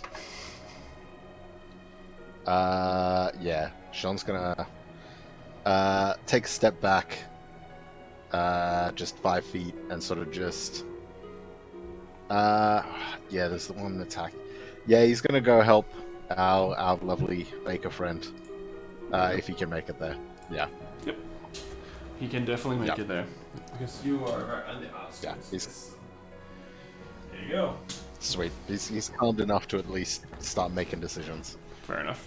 Fair enough. Alrighty. That is your turn? That's it. Alrighty, so we have the second team around Celeste and Ingue. So, there is going to be 1 attack on Celeste, which is a natural 1. So I'm gonna let him fall over. And there's 2 attacks on Ingue. Both of them miss as well. And there's one guy who got knocked over, and he's gonna get back up, even though he only has 1 hit point left. Is there still 4 there? I thought we only had 3 left. There's only 3 left. We only had 3 to kill. There's only 3 left. This guy's dead. Stood up. One of them, it just got back up. Another one fell on over. So that's their turn. Then we have Celeste. Okay, so the one, as it like tries and came to like lunge at me, and then as it like kind of like fell back a little bit, so it like slipped on like a rock or something. As it's falling, I'm going to take my dagger. I'm just going to go for the head again, like as it's like falling, because that worked last time. I did it on accident, so I'll see what happens if I try and do it on purpose. Right, go for it. You have advantage on that one too because it's going. Oh, advantage. That's 11 plus 5, which is 16. 16. You don't hit exactly where you want it. It kind of slides off the skull slightly as you do, but you do quite significant damage to most of the brain base. It is still moving, but that looked like it definitely did some damage. I didn't roll for damage yet. Did you? Oh, sorry. One more time. How much did you? No, it was a 16 to hit. Ah, yeah, definitely hits. Sorry. Don't know why I said that. Never mind. Good. And that is a 3 plus 3, which is just a 6 points of piercing. So you still did damage, but not as much as I just anticipated, apparently. I don't know why I didn't think that. I was like, with that dagger. Well, I mean, everything is possible in the land of D&D. Okay, that's fine. Is that your turn? And she is going to bonus action reach her hand out and pat Ingue. Okay. Is he like patting she the was like wolf reached out and... a free action? Yes, good boy. Fair enough. Get him. Fair enough. That's it. That's her turn. Right. So that means... Shocking grasp. And that means it is zombie team 1 left there. So that means that is zombies around you.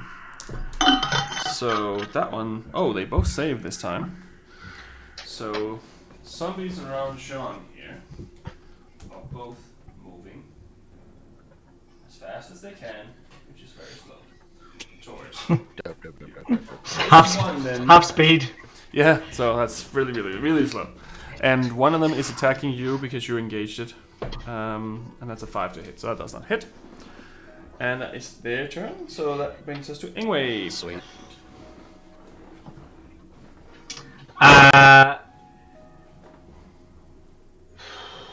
I'm going to... So there's 3 zombies, right? Mm-hmm. Is there one that I haven't pushed over yet? Yes, one of them you haven't touched yet. Is there one, like... Yeah, so I'm going to... try it. Yeah, attack that one. Okay. Jacob, can I just ask quickly? You're running with advantage, right? When you're going to hit Yeah, I've got pack the tactics. zombies. So I've got pack tactics. So I'm. Yeah, cool. Just wanted to make sure that you were going with it. Right. Yeah. Which is why I keep rolling 20s. So that's the 3rd one that I've rolled. Jesus Christ, man. Which is stupid, like... We're just level 2. Well, the other ones are 2. It does help when you're rolling 2 dice each time. Yeah, that's correct. But that's only 11 points of piercing damage, and it makes a save, otherwise it's knocked prone. Right. 15. Yeah, so it's not knocked prone. Okay, cool. So that's its turn. Sorry, not its turn. That's your turn. Sorry. Yeah. Yep. So that means that it is zombie group 3. So the one with the clasps is gonna attack again. He misses horribly, and they're gonna attack the guy up top. Miss, and natural 20. It's a lot of fucking natural 20s today. 5, 6, 7.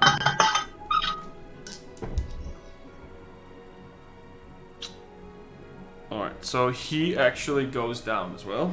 This well-dressed gentleman. And because of that, they can move through his space now towards this individual in the corner as well.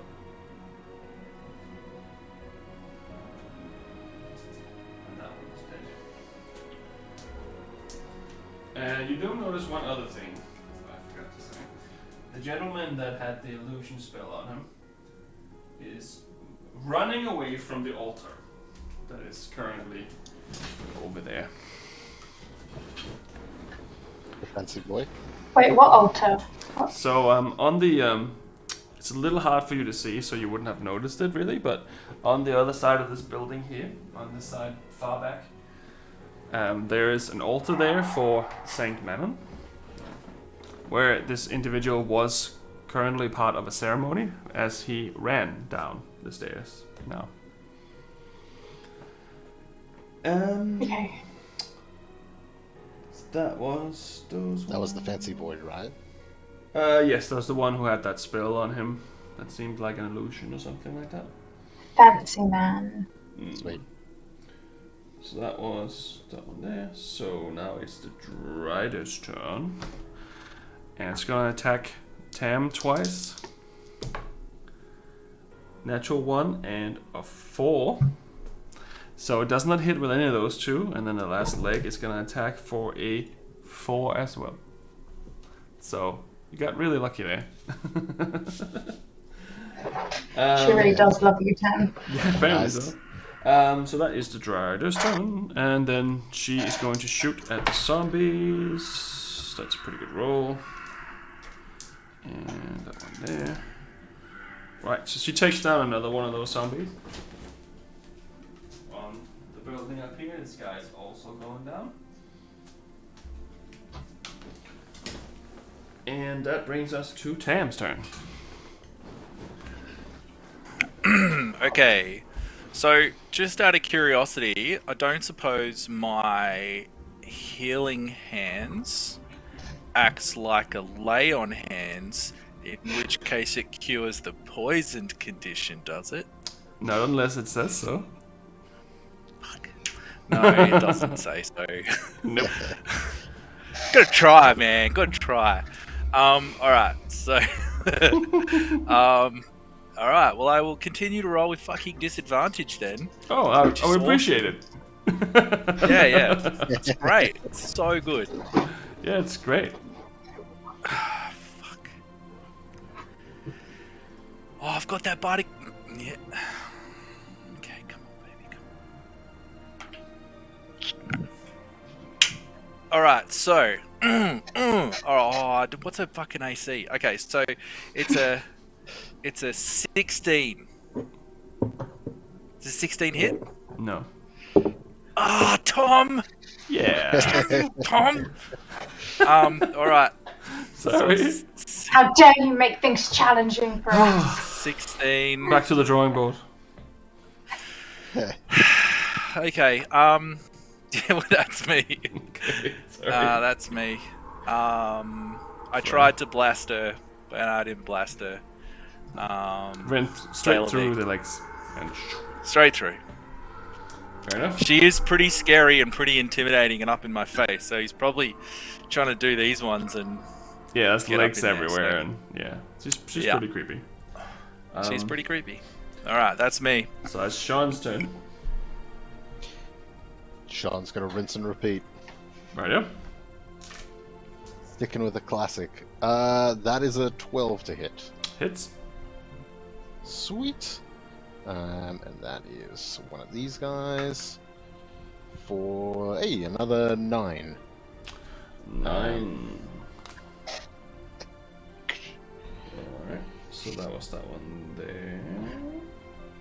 You already checked that one, I think, didn't you? No, that's another one. That was that too. Nah, the one I'm facing, I think I did 9 last turn. Or last Yeah, round. And so then I that's did 9 that again. one there, yeah. So he is also down. Sweet. So he goes down as well. Put the head of my axe next to his head like I'm lining it up. Chop And and then chop, swing chop, around. chop, chop, chop. Like a wood chipper. Boom. Yep. Yep. They call me the beaver. Okay. That's okay. It's going through wood.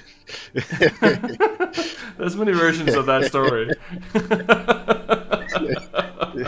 No idea what you mean. No idea what you mean. No, okay, that's fine. That's your turn? That's my turn. Right. Next Level 2 up, fighters. we have team 2 of these zombies, which are the ones on the right. So this one's gonna get back up after falling over. It's gonna be 2 attacks on Celeste this time. One is an 18 to hit. And that is 2 points of piercing damage and another con save from you. 2 points of piercing damage and a constitution save, which is a, what's that, natural 16 to 17? You don't feel any different other than your usual shit. And one on Ingue for a 13 to hit, so that's a miss as well. So that's those guys there, which means that it is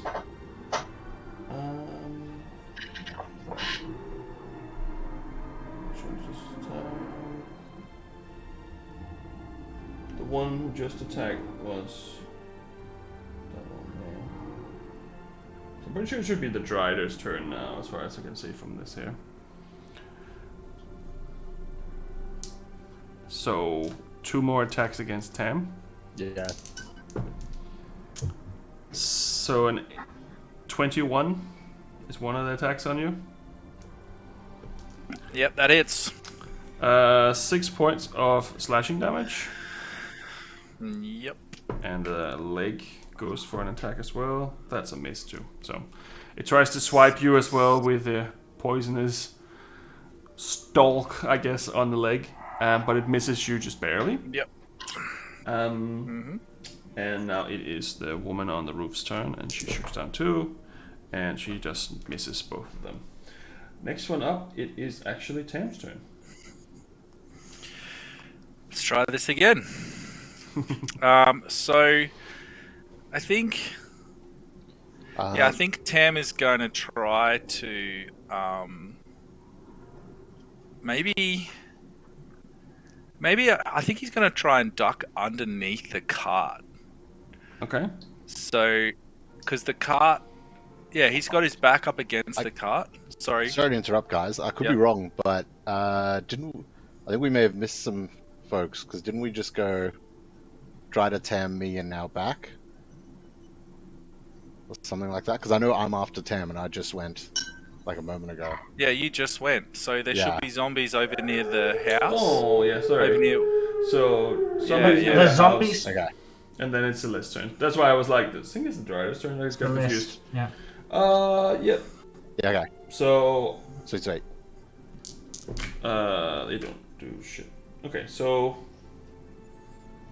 Sorry, I've been keeping an ear open for when I hear Tam's turn, because I know I'm next. So that's fair. I need to write it down a little different, like I usually do. So technically, it's Celeste's turn now. Yeah, so Tom is just scared that I'm going to annihilate everything, so he's trying to miss my turn. I can't have her have a turn, because then it's all over. Dangerous. So the guys on the ground, they've all gotten up now at this point, right? Yes. Alright. So the one that kind of, I went and I stabbed him in the head, and then, well, not really in the head, it glanced off. Yep. And he got back up again, and I'm going to try and just do it again.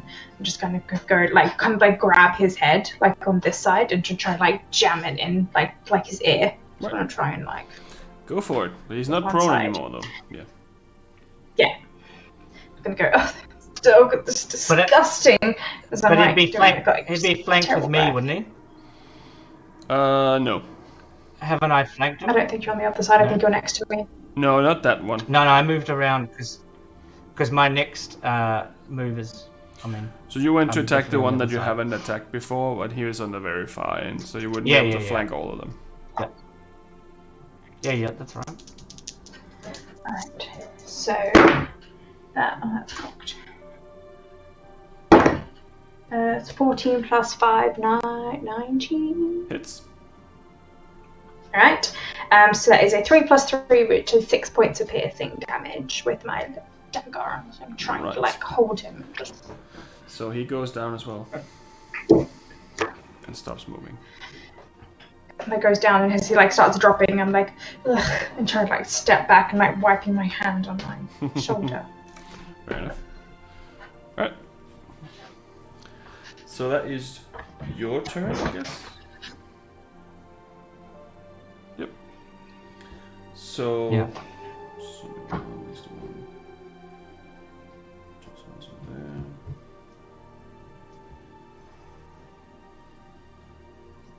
I think it goes to Ingue's turn after mine because I'm at the end and he's at the beginning. No, I have a zombie pack between you two. On initiative 2. Zombie pack between us. So that's... Zombie Team Charlie.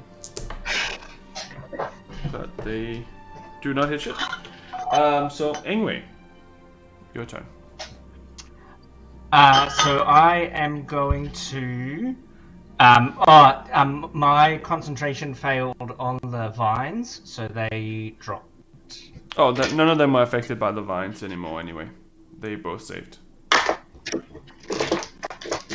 But it's not difficult terrain anymore. The vines have gone. Oh yeah, I can run as fast as they. Cool. And I'm going to book it to the spider lady. Alright, so you take 2 opportunity attacks if you do that. Yep, sure. Alrighty.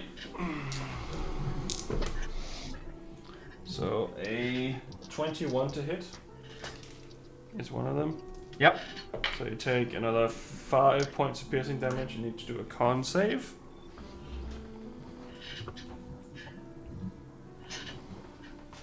Yep. It is 21. Yeah, you feel fine. And you run all the way over to the spider lady, leaving Celeste alone with 2 zombies. I do 24 to hit. Hits. And she takes 14 points of piercing damage. Alrighty. How do you want to do? And needs to make us. So I just like book it over to her and like roll like because I'm gonna knock her prone like it's like a full charge. Yeah. All right. And then like on the top. Very well.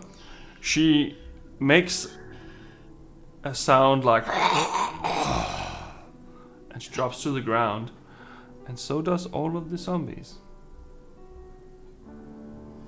Oh my god, you pulled the plug. And suddenly it's very quiet. But there is no more combat.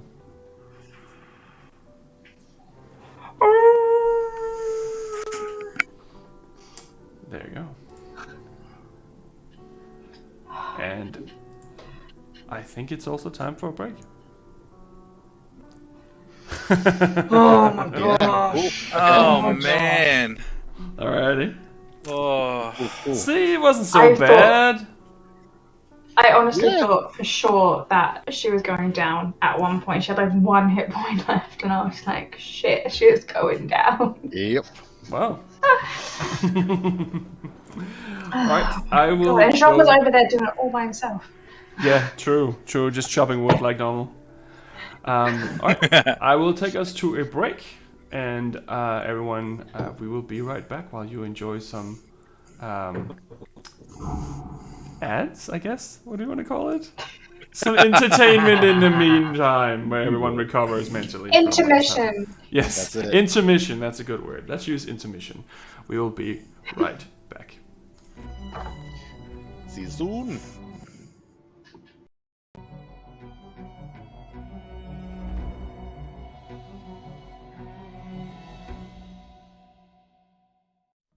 Looking for a more exotic or sophisticated choice in dice? You should check out Level Up Dice, the company of experts in specialty dice, made from materials like semi-precious stones, aluminium, and even have options for wood and bone dice. The designs are so beautiful it's hard not to find something which fits your next character. Level Up is an Australian-owned company and also run the Level Up TTV Twitch channel focusing on broadcasting tabletop role-playing games.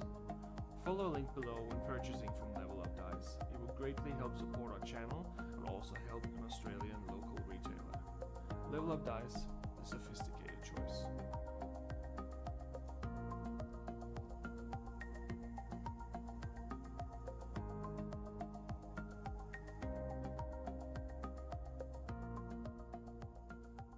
Monsters and Mayhem is sponsored by Miniporium.net, a huge selection of highly detailed miniatures for any tabletop role-playing game. Check out the beautiful miniatures, and if you use the code Mayhem, all capital letters, at checkout, then you receive a 30% discount.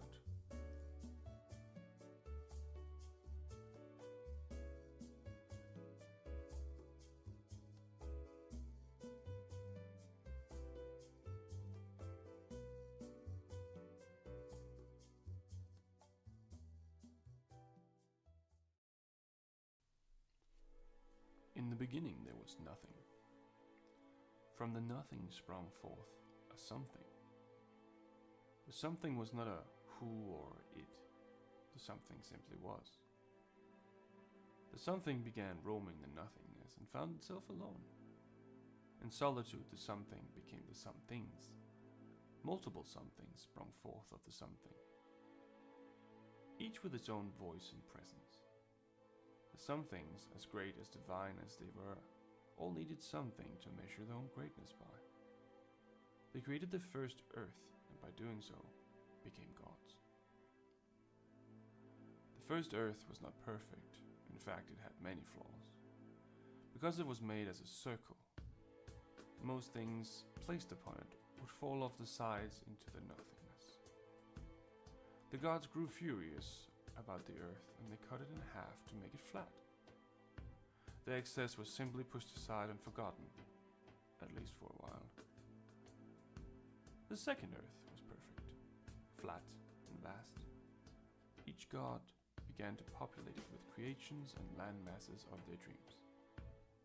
Each god creating beings of their very own. Soon the world was full of inhabitants, and they all began to watch over their creations with anticipation. However, many creations did not turn out the way the gods had hoped for, and a lot of animosity was born over the first few years. The creations would go to war with each other and even themselves. Some of these wars even spilled into the realm of the gods, where the gods themselves would command their creations to destroy another god's creation. The gods were eager to prove themselves better than another, and a long bloody war was fought throughout the first era of the first 3,000 years. A massive war for survival was fueled by the gods themselves as the world began to burn. They started to see their own mistakes. The gods made many sacrifices and separated some races from others by magic or by using the elements of nature. They tried to stop their creation, and slowly a peace of sorts came to be. And such the second era came to be, with peace and kindness as its goal. Not every god nor every creature followed the peaceful ways, and some even broke away from their gods after such events. But for now the god wars were over, having successfully separated their creation to an extent, minimizing the overall doomsday and averting full chaos. For almost another 3,000 years the races had been completely separated. The gods had made a plan. The God Gate, located now in the Kingdom of Quill and where the borders of Okorlan is, had been inscribed with one of the family's life forces, the Karameshi. Once a descendant of that family were to attempt to open the God Gate, all races would once again have free reign. At the end of the 3,000 years, an unknown member of the Karameshi touched the God Gate, unlocking the prophecy. The mountain chains and oceans dividing the races all came down all over the realm. Great panic and rejoice at the same time, as creatures that had once only heard fairy tales of each other now once again stood face to face with one another. The gods had hoped that the last 6,000 years would have been enough for everyone to learn to coexist. But from the start the tension already started building again. Wherever fragile peace was on the table seemed to crumble and regather from time to time. But the time of the wars was surely not over. There was now other entities who spread darkness across the world. Maybe the world had learned its lesson, or maybe it was doomed to repeat it. Welcome to the world of Epidos, where adventures are born, heroes are forged, and villains are always up to mischief. The Kingdom of Quill lies in the middle of it all, the heart of human civilization, at least if you ask them. To the north lies the cold Chardonnay, where Northling constantly test the borders to the kingdom with raids and invasions. To the south lies the desert lands of Zahani, ruled by self-proclaimed princes and empresses. The tension is at an all-high after a failed invasion into the kingdom years ago still sends trouble both ways. To the southeast lies the Dragon Empire, a proud people ruled by the Dragon Emperor, who according to legend are descended from a real dragon. The empire has been locked in a cold war with the kingdom for generations, blocking all travel from entering the nation. But for the common folk, it's Monday. The birds are flying low and it looks like it may rain.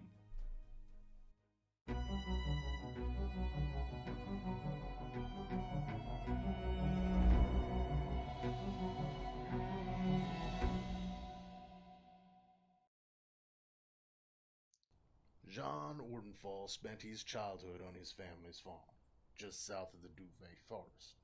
His parents, Durden and Macy, had raised him well, teaching him what he needed to know to one day take over. Financially, they did quite well for themselves, carting their crops to nearby towns and cities for sale, although the frigid weather that often surrounded their home did not make it an easy life. As is the case with most youngins living the farm life, Jean eventually sought to see what else the world had to offer, and so he left in search of what opportunities the neighboring city had for him. It wasn't long before he realized the city life was not his to live. The boy who left, though, had become a man, and the man had met a woman, a blacksmith's daughter by the name of Cerithia. They fell for each other quick, and before they knew it, their love blossomed into a marriage and a son they named Durlin, after Jean's father. Jean eventually returned home to his parents' farm with his family, where they made a life for themselves, a new life for his wife and son, but one all too familiar to Jean. They were happy. That is, until the day vile creatures from beyond the veil made their way into their home. After being driven from his homeland by the insatiable undead that now plague it, Jean seeks out those brave enough to aid him in cleansing his land of the foul fate that befell him and his family, and exacting the vengeance he so eagerly thirsts for.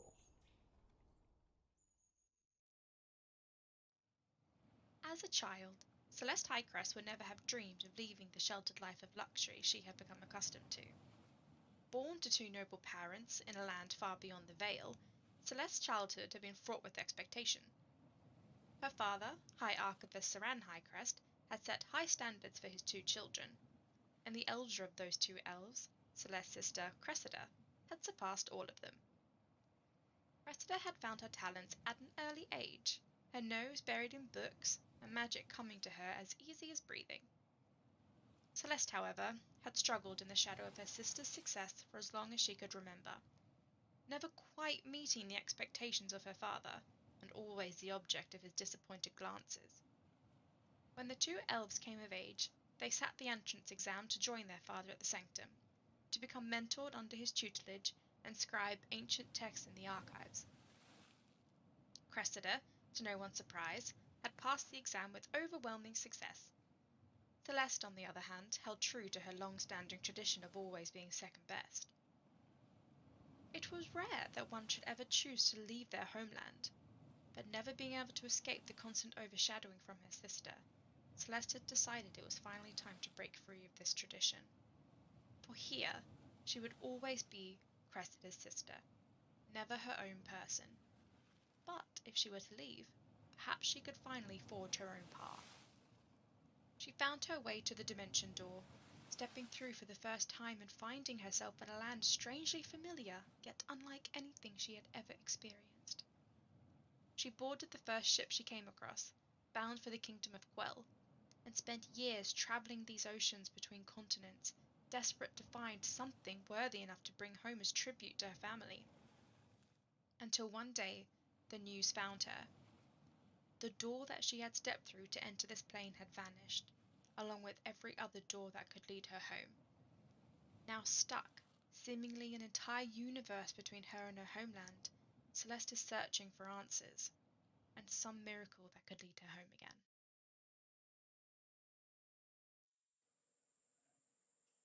A young half-elf Tam Corthan grew up working the land with his father and learning herblore and healing from his elven mother. After a horrible childhood accident, he swore he would avoid violence unless he had no other choice.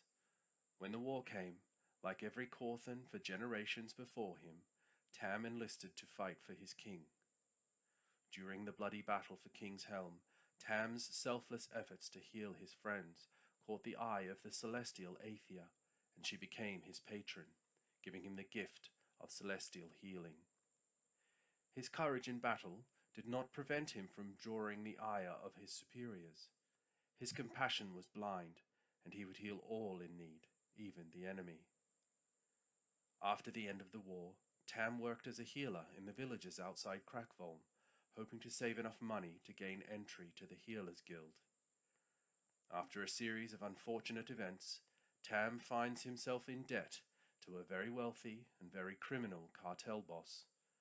Pinned between his compassion and his new master, Tam tries to make the best of his situation, dreaming of a day where he can live his life in freedom.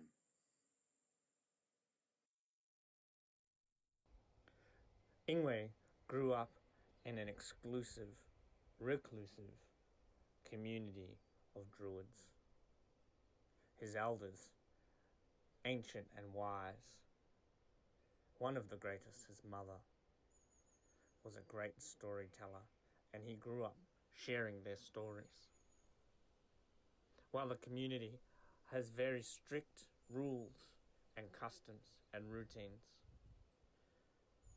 each member is encouraged once in a lifetime to travel out into the world and experience the trials and tribulations, bring back their challenges to share, and to tell the story of the world.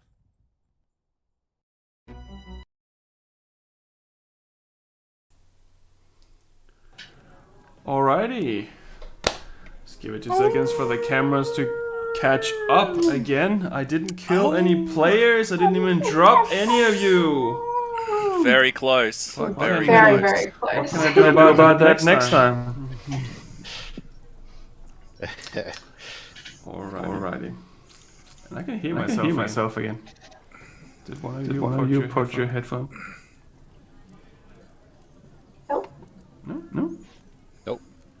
Nope. It's weird. It hasn't been my It was fault. so all important along. you get to come through twice. That is weird. I don't know why that happened. I think that fixed it. So there was no issue, it was just lag. What the fuck? Fair enough. Thank you, OBS Ninja, for being such a twat.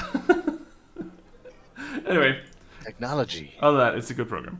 Anyway, back again after the break. You have just defeated what seems to be a spider lady and a horde of zombies and weird zombie men with shackles trying to grab people.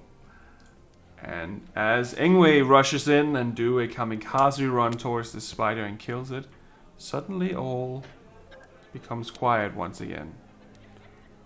And there's no more danger that you can see. Jean is breathing very heavily and looks over to the ones that just dropped and is making sure. And he immediately runs over and starts removing heads from bodies. Yep.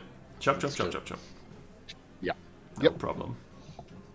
So you probably just hear him grunting and screaming in the background. Ingwe's gonna stay as a wolf and go kind of just keep not stopping, checking all of the zombies. So probably like noticing things too, sniffing and figuring out what's going on. Right.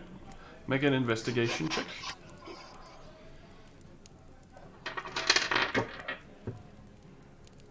I'm still a wolf. Investigation's Dex, is it? Or is it intelligence? I think that is intelligence or wisdom. That is a good question. I don't have a players here. It's intelligence. Oh, okay, so it's still my usual stat. Like 15? Okay. It seems like all of the ones that are here are pretty much similar level of decay. Like, it seems like they all have been pretty much killed at the same time or turned at the same time. Some of them look like they have taken more damage before they were killed than others. And you notice that there is all of these zombies that came out of the mist, not the ones that turned after they were attacked, seem to have little holes underneath the nose, like someone went into their brain that way. But other than that, you don't really notice anything else out of the ordinary. For any other zombies, at least. Yeah. Celeste is going to kind of like stagger forward, kind of like clutching her hand around her waist, like her middle, like her midsection, and she's going to call out to anyone, I guess, just going to kind of like yell out, "Is everyone all right? Is anyone hurt? Is everyone all right?" And she'll start doing like a head count of like all the people that we like traveled in with, and like just looking over to make sure that girl is okay, and then looking around at the rest of the group and making sure that no one is like unconscious on the floor or anything like that. She's just doing a preliminary kind of like staggering back. Right. It doesn't look like any of them are physically hurt, other than the individual who's underneath the cart with Tam. There is 2 dead people, unfortunately. The bar lady upstairs and the one who was very well dressed, who was sitting at the bar, are both dead. Other than that, it seems like most of these people in this village are mostly scared of what just happened, but they seem to also realize that the danger might have passed. So they're kind of coming out and trying to help each other up and stuff like that. So they're all confused. And you see a little girl running to her parents, and they embrace her and just cry and make sure that they are all okay together. And Millie goes back to picking up her bread and putting it back in her little mobile cart. Legendary. Classic. And the lady and the lady who helped you is still standing on the roof, just looking like she's on top of the world. So Tam will crawl out from underneath the wagon. Right. And same as Celeste, I think he'll actually call out, "Celeste! Celeste, are you okay?" Tam, are you okay? Are you alright? Oh, it was touch and go. It was touch and go. Athea was watching over us, I think. I've got I'm okay. I think I've got this really strange feeling. You look pale. You look paler than usual, actually. Are you okay? What happened? Did you get bitten by one of the creatures? No, it didn't. I don't think it bit me. It just kind of lunged at me. Just kind of like lift up her shirt a little bit, and you can kind of see like big like gash marks in her kind of like midriff. And it kind of just grazed me a little bit, but it's nothing a good night's sleep won't take care of, right? Well, by the light. And Tam will put his hands onto her abdomen, where the gash is, and can he get a sense of what might be going on inside of her? Can make a medicine check, I would say. I would assume the wound is like putrefying a little bit. Like it seems like it's kind of old and. It looks like it's already infected. Yeah. Okay. Nice. 21. Right.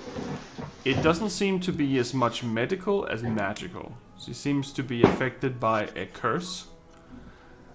And as far as you can see, it makes the wound worse and worse slightly. It doesn't seem to become bigger, but it looks like it's festering at a rapid speed. Yeah. Love that. So, would I have an idea? Could I get a feeling whether a cure wounds would help? A remove curse or lesser restoration would be probably enough.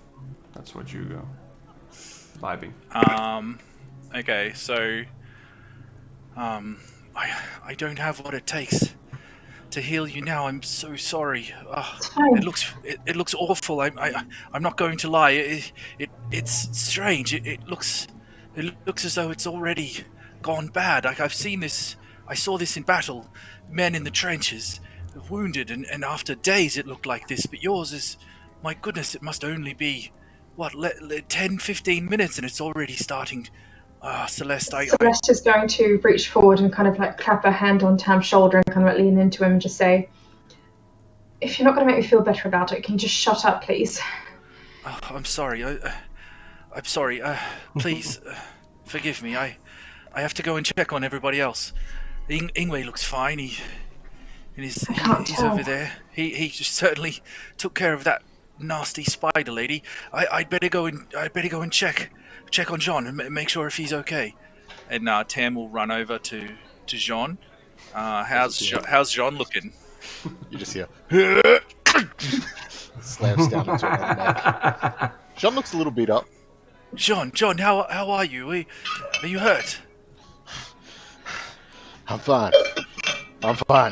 Yeah, just drags the axe out of what is left of the neck there. Does he look visibly wounded?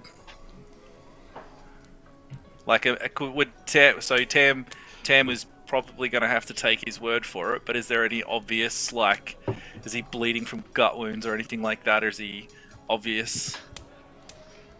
Depends how badly you got hit. What do you think, Dia? Well, you took a few hits. It depends on how much hit points you really have left, I guess. I'd say that he looks pretty in his clothing. Pretty gnawed on, pretty scratched and such, but he looks otherwise okay. He doesn't look like he's about to drop because someone like impaled him with a spear or something like that, but he does look like he has quite a bit of wounds on him. He seems like he's swinging the axe okay. Yeah.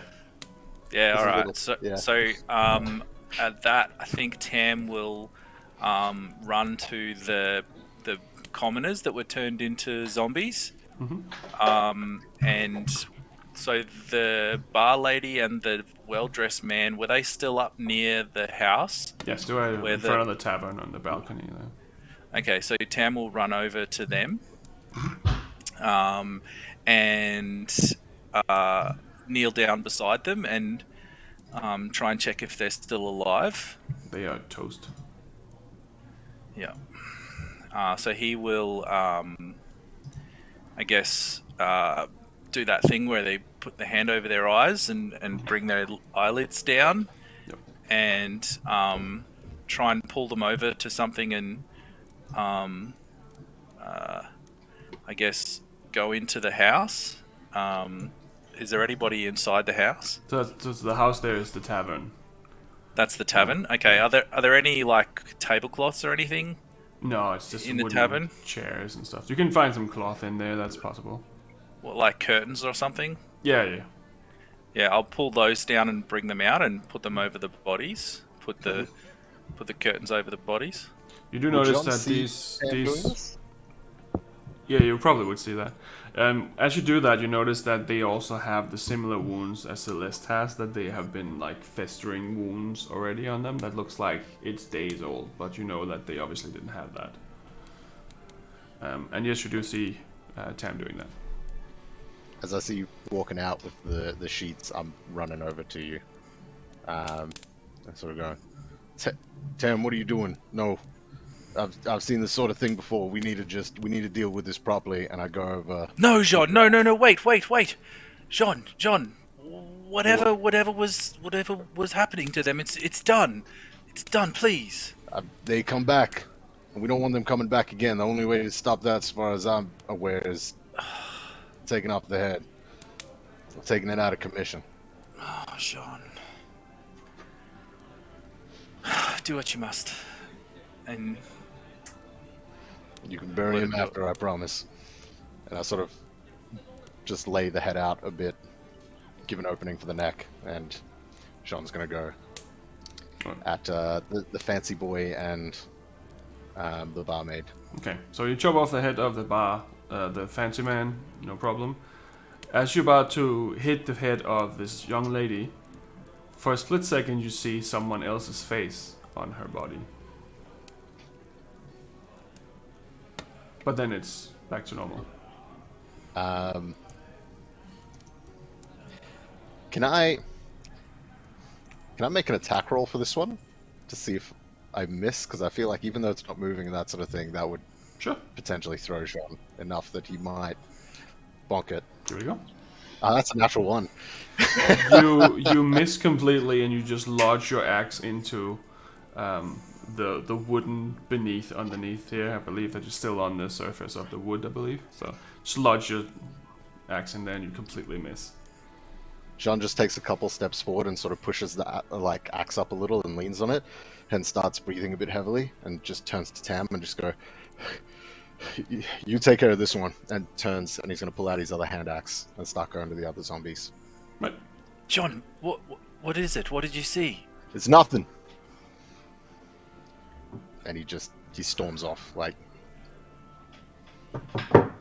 Can I get down on my knees and have another look at the woman on the ground? Do I see anything different? You don't see anything different. You see exactly what you saw before. What about the man that was the fancy man? Was it an illusion spell? Does he look different now? Oh, that's not him. Sorry? That's not him. He's still alive. He was the one running down from the temple. He was not the one. Oh, he's still alive. Okay, yeah. Okay. Ingue, the wolf also is missing an ear and a tail and looks obviously really bloody, but isn't stopping. It's just keeping going around.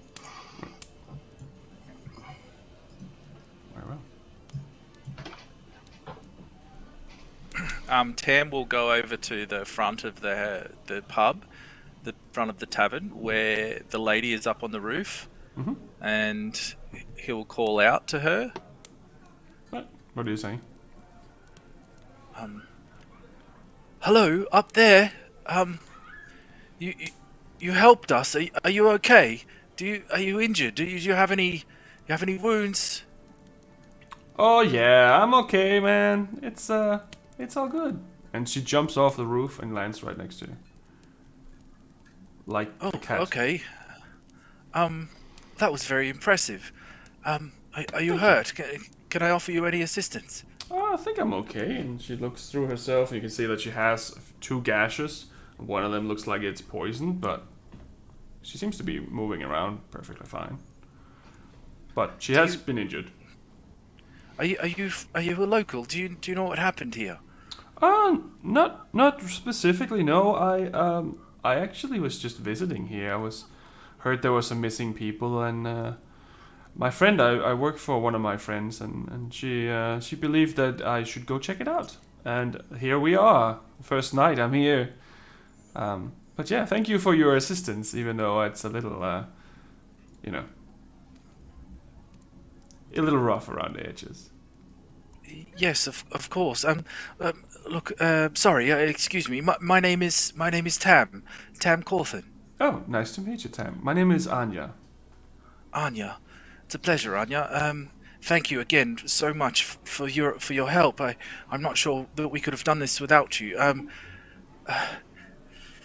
Oh, what a day! My goodness, so many people dead. It's awful. Yeah, it's unfortunate. It's good with some action, though. Sometimes it can be very boring, you know. But yeah, I'm sorry for these people, of course. But well, that is life. I suppose it is. Please come meet my friends. We've travelled together. We've come to this place. We too were sent to help. All right. Please come and meet them. Of course. And she comes with you. She's very well dressed, and she's half elven. You can see that she's like a very beautiful woman. She's not like super strongly built, but you can see that she's definitely trained with weapons. There's a little bit of extra muscle there that normally wouldn't be there if it was just a fancy lady. So yeah, indeed. And she has a bow on her back, a long bow on her back, and 2 swords and such. But she comes with you.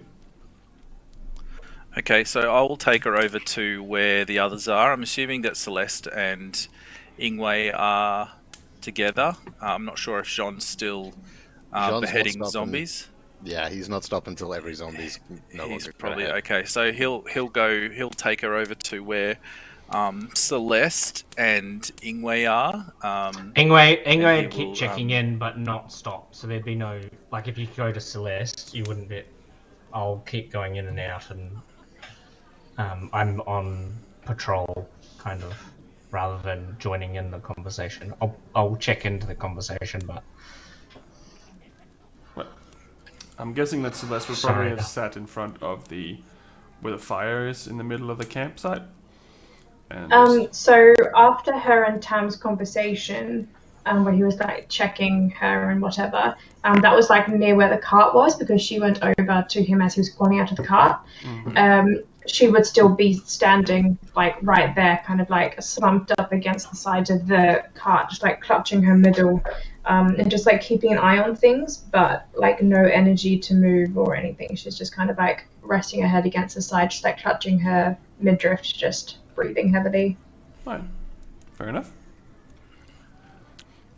So as I approach, I will I'll say, Celeste, this is the young woman who was on the roof with that spider creature. Her name is Anya.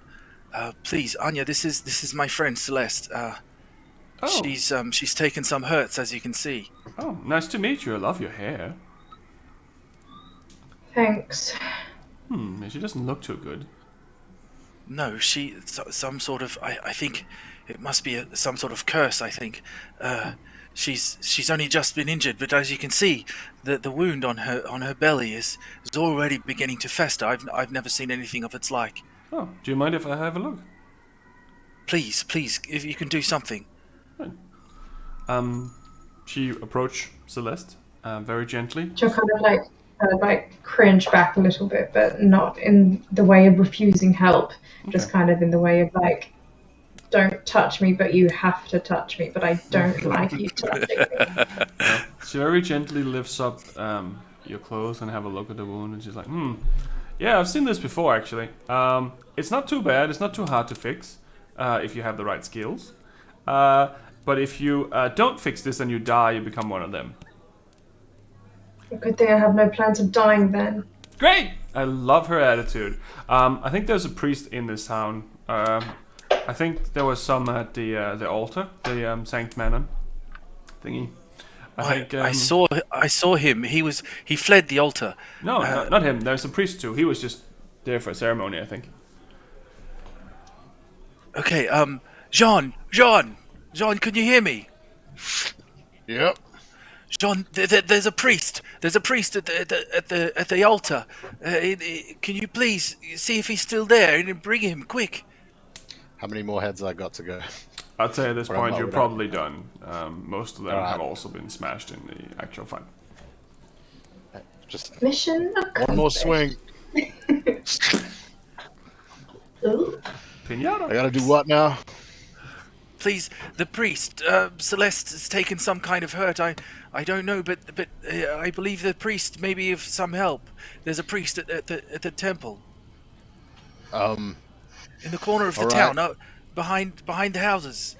You see Jean immediately go from like this slightly calmed notion, knowing that they're all headless now, to slightly more perked up, hearing Celeste is hurt from this fight, and sort of looking at her with a raised eyebrow. And he sort of puts his hand back on his axe as he carefully makes his way over towards the priest. She just goes. As you get around the corner where the inn is, you can see that there is this little altar built. It's not like a magnificent altar of any kind, but it is like a little stairway leading up to a little plateau where there is, in fact, an altar. You do see that there is a woman standing there with both her hands on this altar, and she just looks scared, but she also looks confused. And she's wearing like a long purple robe, which is very significant for that specific religion. But she doesn't look hurt. She doesn't look injured in any way. She looks like she's okay. She just looks scared.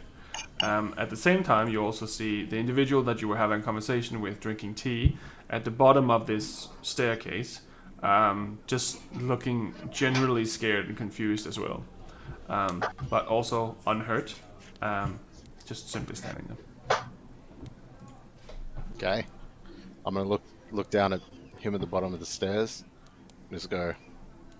You breathing? Yes, yes, of course. I'm breathing very well, thank you. Well right. done, I guess. He immediately just turns around and goes towards the lady. Yep. And as he does, he just sort of goes up. You the priest I'm looking for? Oh yes, yeah, that's me. I'm Irina. I'm the priestess of Saint Manon. Are you okay? You look pretty hurt. I'm fine. My friend of ours isn't looking too good, and I don't want to have to do to them what I've just done to all these. So Right. I'd really appreciate if you could come along for a moment and just take a quick look at her. Oh, sure. Do you want me to help you on the way as well? I'll be fine. Don't worry about me. All right. She does come with you. Sweet. He's just going to turn and sort of take a couple steps. And yeah, sort of slowly make his way over. Yep. Very clearly in a bit of pain. But sort of gets closer, and then just you see as he's still gripping the head of the axe, he pulls it out and uses it to point in Celeste's direction as he sort of stops and leans against the wagon and just looks around. All right. She comes over to you, and you see this young woman. She's probably in her, maybe she is 17, with a long purple robe, and a holy symbol for Saint Manon. And she's just looking at you like, "Are you okay? What's going on? Where are you hurt?" She goes, "You want to see something cool? Take a look at this." And she'll like lift up her shirt, like the pussy, like swollen red, greeny, like yellow tinged, like a bit of flesh poking out. She goes, "How's that for a battle scar?" I would probably not recommend it. Let me see what I can do. And she warms up her hands and she gently puts them on your side and starts casting a spell. And you see the wound turning from infected more to a non-infected version of the wound, and it slowly dissipates. And you feel better. You still feel a little like you're a little dizzy, but the effect of whatever this was has gone away. And the wound slightly closes as well, and you get 4 hit points back as well. Alright, thank you for that. Well, that was definitely nasty. Did anyone else get bitten like that? That's really creepy. No, I was attacked by the spider, but nothing like that. Something in my blood. I'm not sure. I seem to be able to heal, but everything I do is much more difficult. I'm not sure. It seems to be clouding my mind or something.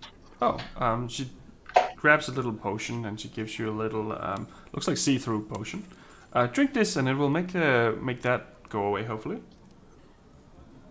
Oh, by the light, thank you. Thank you, my goodness. Thank you. Your name, sorry, my name is Tam Cawthon. This is Celeste, and I'm not sure if you've met her. Her name is Anya, and my good friend Jean over there, and the wolf you can see running around, that's actually our friend too. His name's Ingue. It's a pleasure to meet you. My name is Irina. I'm the priestess here in this small village of Saint Manon. The guiding light, as we call him. Thank you, Irina. And Tam will drink the potion. And the poison goes away. Mm-hmm. So Celeste, feeling quite a bit better now at this point, will kind of lean forward and go, "Do we think that's what's been snatching the villagers?" Anya kind of says, I think so, because those zombie dudes with the shackles are here. I guess. It looks like the missing people is pretty much the ones you're facing right now on the ground here. Doesn't look How unlucky could one village get, really? I mean, you got zombie hordes and something else snatching people out in the mist, then, we may as well pack up and move at this point. Yeah, I mean, I don't know, but it looks like it's what I was looking for, at least. Right, well... I need to sit down. She kind of slump back against the side of the cart again and go, if anyone needs me, I'll just be in this general vicinity. And she'll pull out one of the water skins that town filled up 2 days ago and just down the entire thing and then use the rest to wash out the wound on her side. And she'll just kind of just sit down and hold herself and just kind of come to terms with the fact that she was one hit point away from becoming one of those things. Very well. Tam will see. So Celeste looks pretty bad still, right? So she got 4 points of healing, I think, from the priest. I think it was 5. I think. Yeah. And so she still looks really rough, right? Not really rough. On a scale of 1 to 15, she's at about an 8. Very specific level. But yeah. I like the ratios you've got going on there. So she's not too bad. She's just more shell shocked a little bit. Just she's coming to. She's kind of am I out of the woods? Yes, the wound looks better. But Jean's still giving me a weird side eye, so I'm. And talking of Jean, given that I've seen super tough soldiers pretending that they're fine before, can I see through his bullshit and tell whether he's actually fucked up? What do you think, Tom? I think you need to make an insight check versus a deception roll here because. He's a tough man. Insight is not my strength. I rolled a 9. Ooh, okay. Let's have a look. Where would that be under skills? I'm gonna jump across to this one. I'm not getting all things. Deception. There we go. Okay. Oh, that's a 5. He is not okay. He's not okay. He's trying to be a brave little soldier, but he is actually pretty fucked. On a scale of 1 to 18, he's sitting at about a 6. Okay, well, on that, Tam will approach Jean, and he'll put his hand on Jean's shoulder.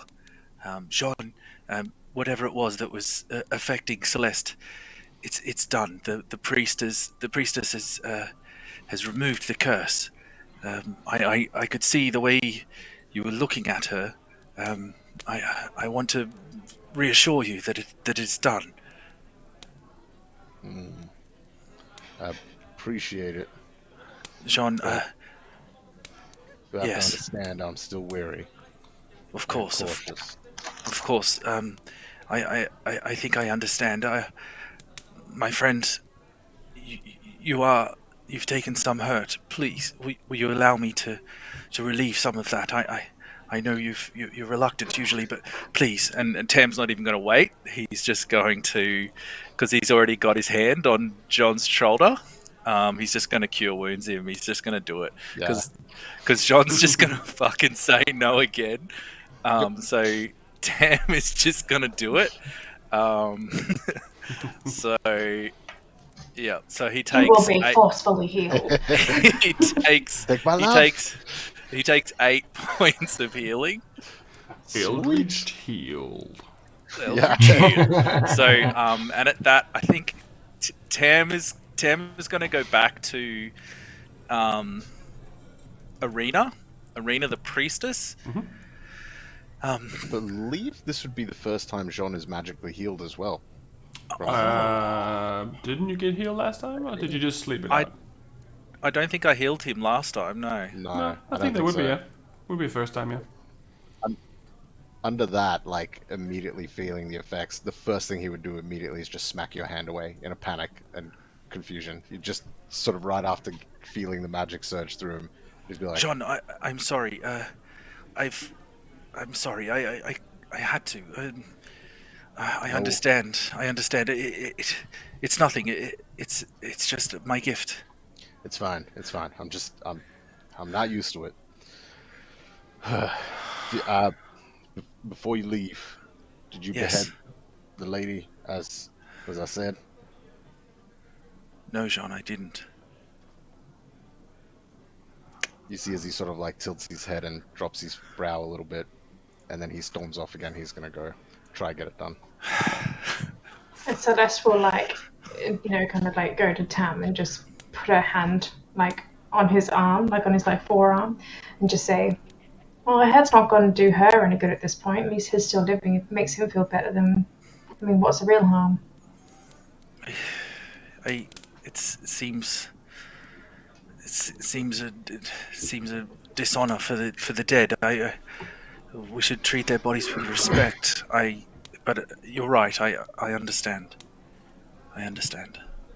I kind of just like watch after Jean, just kind of keeping an eye on him. As this like silhouette of him, like the headsman in the distance. And he has no issues this time. Lady Priestess, Arena, is there a cemetery here that we can bury the bodies? Yes, there's a cemetery behind where the altar is. It's not been there very long, but you can definitely use that if you wish. Okay. Well, if you guys don't mind, I feel like I have some work to do. You see, most of the villagers they start looking at some of these creatures, and some of them start crying when they realize that some of their friends or family had been turned into these things and weren't just missing, but they're actually dead. And some of them gather around the big spider lady that's dead on the ground, and they're just like, they can't believe what they're seeing right now. This is a lot for them. But some of them also starts picking up their loved ones and start carrying them towards the cemetery as well. Celeste will... Oh, sorry. Yeah, sorry, go. Celeste, as this is kind of happening, she will kind of, as people are collecting the bodies and Tam's doing what he's doing, she'll pull out her pan flute and just start playing just like a really nice kind of like, not morose, but, just kind of like a nice little kind of like melancholic tune on her flute. Just kind of sitting there. You get a few nods from some of the townsfolk as you do that, and they don't say much, but they just pay their respects to their loved ones. Tam is going to fetch his shovel, which he packed, if you remember, at the last town. Always be prepared, people. So he will go and start. So he's just going to army carry, where you put one leg and carry them like that.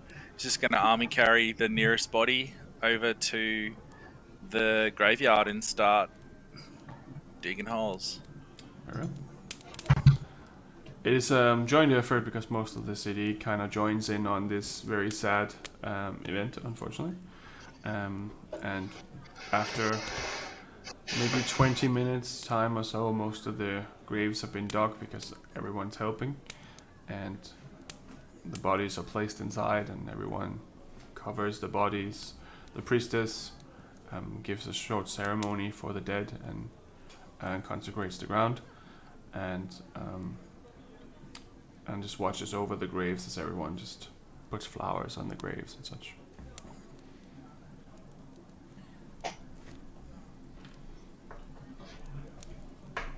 And Anya approaches Tam and says, well, I mean, I know that it was probably a big mouthful for you guys, but it seemed like you did pretty well. I just wish we could have saved these people. I feel like we've let them down. I don't know. Well, you didn't know what you were walking into, neither did I. Like, I don't think we've let anyone down. In fact, you just saved all the other ones. If you weren't here, all the other ones might have been dead too. Anyway, that's how I see it, at least. You can't fix death. Death happens if it wants to or not. All you can do is, you know, do your best. Try to do the right thing. Of course. Of course. We do what we can with the help of the light. Shall we get a drink? Absolutely. Absolutely. Seems like drinks on me, the by right the way. thing to I can definitely give you all a drink. That was the least thing I can do. Now that you've aided me in my glorious combat. Of course. And I guess Jean will still be near the pub, dispatching of. Oh no, because he would have done that 20 minutes later. He would have gotten rid of that. While there's a ceremony on, are you joining the ceremony or are you not joining the ceremony? No, he probably would have stayed back. Depending how far away the graveyard is, but he would have stayed back just enough to sort of see it in the distance. So while the ceremony's happening, you know, like an hour later, or maybe like 45 minutes later, Ingue the wolf would come up and just like sit down next to you and just wait and watch. Would you react while Ingwe's a wolf? You just sort of turn and look at you with a raised eyebrow, almost like I just have to accept that this is a thing you can do type thing. And so sitting there sitting there for a time, like you'd notice, like Ingwe's ear is missing, and like his big gash on his side, like very, very beat up wolf. And then after a period of time, just would kind of meld, like you'd look away and then look back, and then Ingwe's just sitting there,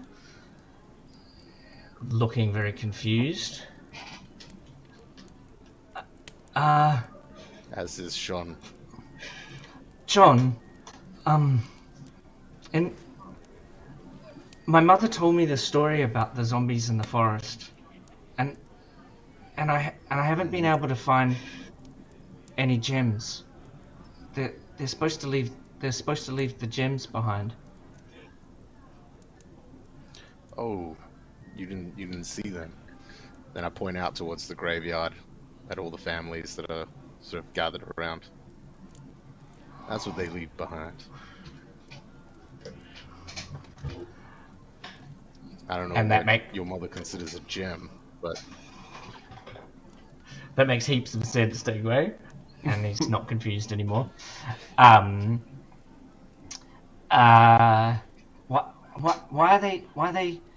why'd you take the heads off?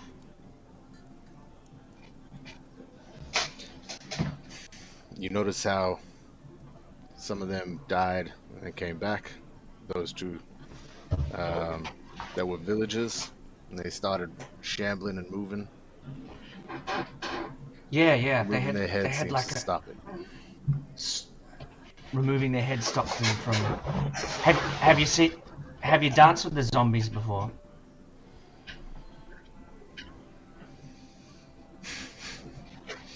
First smile in a while. What we did is the closest thing I've done to dancing with one. I don't think they're much for choosing a partner in do-si-do. Yeah. I'm beginning to. They're not worth. I'm beginning to realize that the stories I've been told. Maybe they're not supposed to make sense, because nothing seems to make sense. Why are they burying them in the ground? It's what we do with our people. We return them to the earth from whence they came. Interesting. Okay. And then it's Ingue would be silent unusually, and he's gonna pull out like a rusty it's like a piece of rusty metal and just start cleaning it.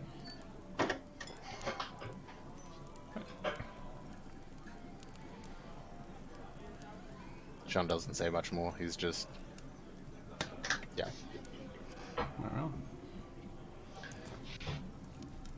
the rest of the night goes with a little bit of a sad vibe, but most people gravitate towards the inn.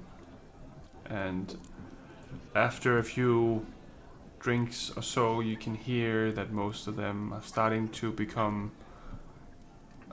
more of a cheerful vibe. You're getting more happy and trying to get the best of the situation and honoring the ones who have died. But the inn is very much alive today.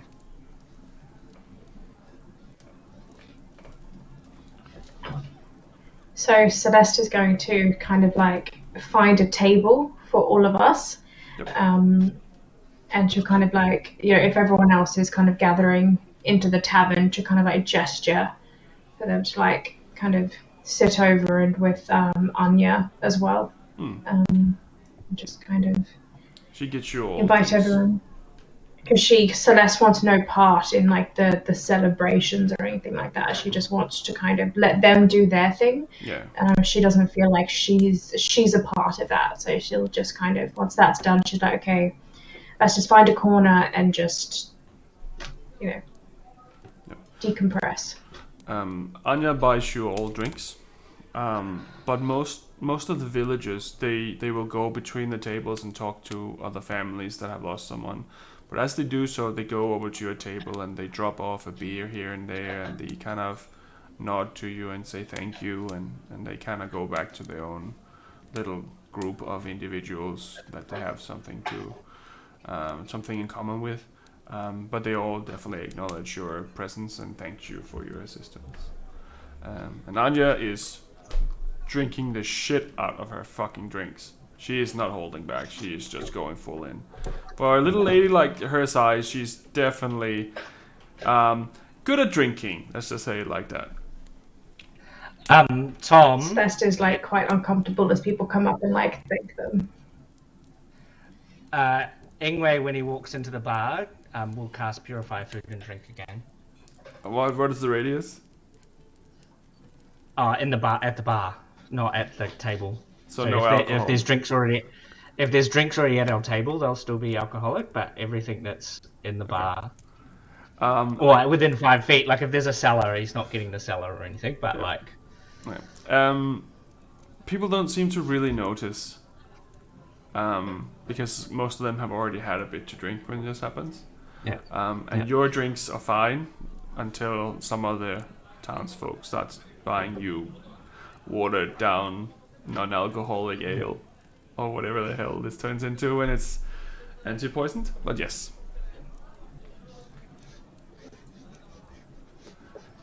And then she's just drinking. She's just sitting there.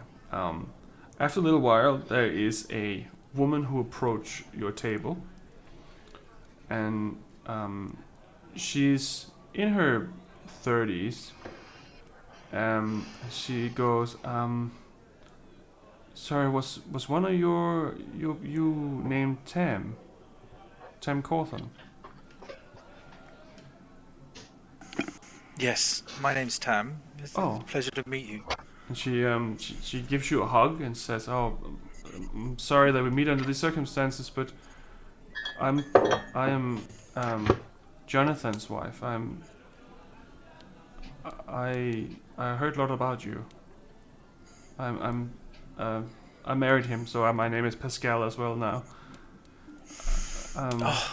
Lady Pascall, you have my condolences. John was a very good friend of mine. I was so upset to hear that he had passed. It's a terrible situation. I wish I could have been here. I'm sorry, I didn't know. It's okay. It happened very suddenly, so it was not like anyone could have done anything. I think, unfortunately, that just is the way the world works sometimes. And Yes, I'm just happy it for the is. moments that I did have with him. And he talked so much about you and said you saved his life a million times on the battlefield. And I'm just so happy that I get to at least meet you, so I can say thank you. And please don't call me Miss Lady Pascall. Just call me Nara. It feels weird now that he's no longer here. Of course, Nara. I'm sorry. I saw Sergeant Logan just recently. We caught up with him, and he told me to come and to pay my respects. I don't know that I healed Jonathan a million times, but we fought together, and he saved my life more than once. Right. We always had so kind so things to say about you, so I appreciate you saying that.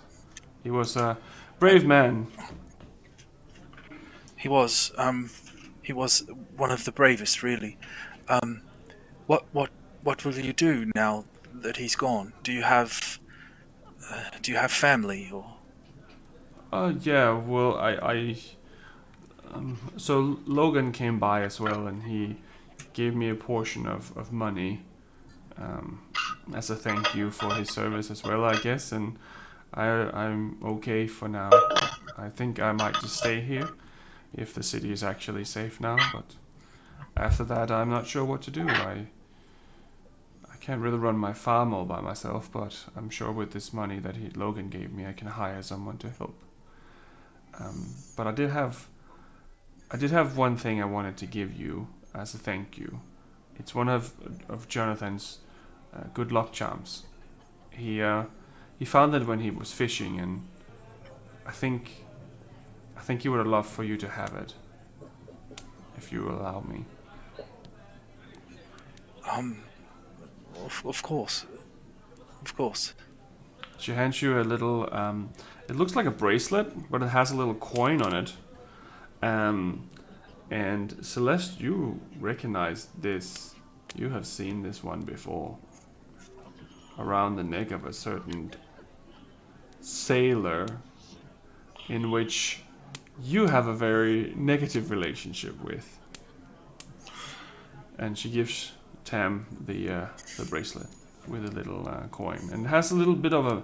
The coin itself isn't like a normal gold coin with like an emblem or something. It's a little gold coin that seems to have been handmade, but on the coin itself, it has a map of the world, just in a smaller version.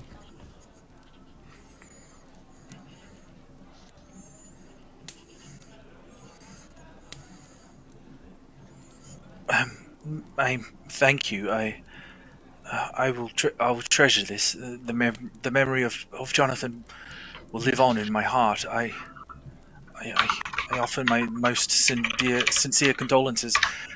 Please, will you accept some coin? I don't have much, but I think anything that I can do to provide in Jonathan's absence. Please, will you take this?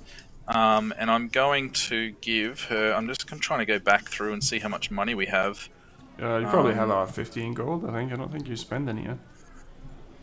No, we got that 500. Oh yeah, you got paid. Yeah, that's right. You're fucking loaded. I forgot. How much? So we got 500 and split between us? No, it was 3,000, wasn't it? It was 2,000 gold split between you. 2,000 gold. You did not give anything to. Yeah, 500 each. And then you also split the $30. Sorry, $30. 30 gold between you and Bethel. So I have like 500 gold? 500 plus gold, yeah. Okay, well I'm going to give her 100 GP then. Okay, she's still taken back by the amount. Oh, thank you so much. It will go a long way. I'm sure that this will help run the farm for a little bit at least. I might just hire someone to help me now. Thank you, Tam. And she gives you a hug and a kiss on your forehead, and then she kind of goes over to some of the other people that she knows and give their condolences and stuff.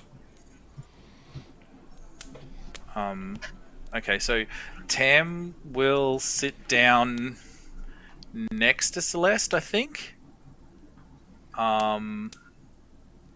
And he will show her the bracelet. And he will say, I just met my friend's widow. My friend Jonathan. I fought with him in the army for the kingdom. He passed, unfortunately. Left Nara, and she gave me this. He found a trinket in the water. I wonder, have you seen anything like it? It's a very unusual trinket. It is. Just happened across. I've never seen its like. I hoped. I've never seen anything like it, and I am grown to be somewhat suspicious of things like this. I wondered whether you might have some insight. Might I hold it? Of course. She'll take it and hold it in her hand and clench her fist around it. And she will, as she's kind of holding it in her hand, she'll close her eyes, and then these pinpricks of light start emanating around her closed fist, and her knuckles are white against her skin. And she just kind of opens her eyes and is just staring into the table in front of her, and she will cast Identify just to see if it's got any sort of properties on it. Should I ritual cast Identify? Can I sit there for a couple minutes? It is not magical. It is of mundane nature, if you can say it like that. You do remember a story attached to this, that this individual that you remember having this item had. He used to say that he was looking for something in order to find a hidden treasure. And this was one part of 3 that would have helped him find it.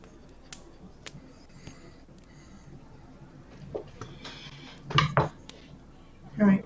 She'll kind of open her eyes again and then kind of hold it out to Tam, and just drop it in his hand. I guess if he reaches forward to grab it, she'll kind of drop it in his open hand. Just go, it's a very nice trinket. Doesn't do anything special. It's very special to me. It was a gift from a dear friend. Thank you. Thank you so much. And Tam will tuck it into one of his pockets, and continue drinking. Celeste will kind of look at the others and just go, I don't know about you lot, but I feel rather uncomfortable with all of this. People thanking us for stumbling in at the right time. I guess it all feels kind of cosmic in a strange way. You know, we were sent here to find all these missing people that have been missing for, weeks and weeks, and no one could find them, and no one had any idea what was happening. And then the night we arrive, they all pour in. I mean, it just feels, it's not sitting right with me. Jean is seated sideways, the table only under his right arm, and he's just rotating a cup, staring blankly in the distance, not saying a word. The people that come by, he doesn't even acknowledge them type thing, he's just rotating the cup. Do you think it's not a coincidence? Do you think someone that came with us caused it to happen?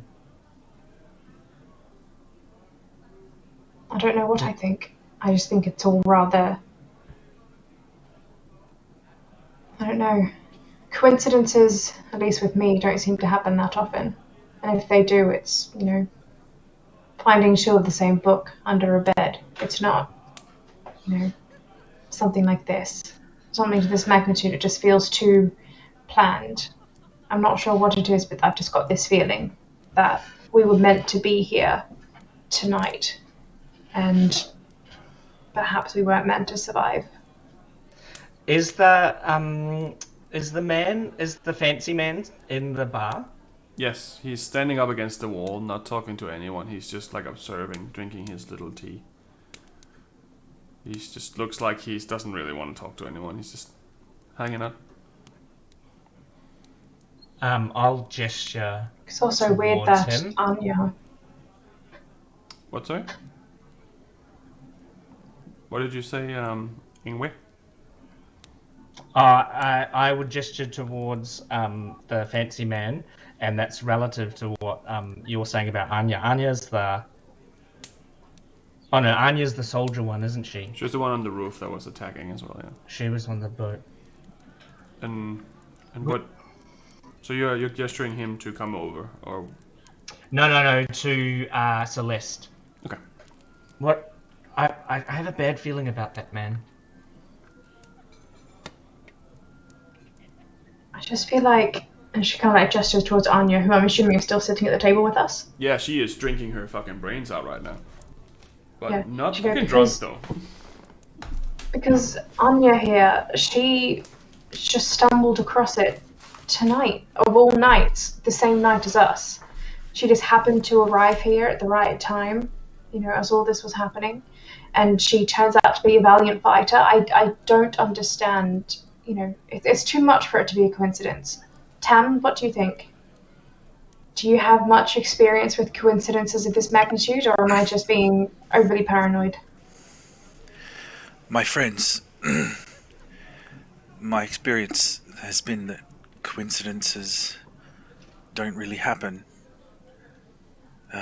When we were in battle, we had a dark superstition about coincidence.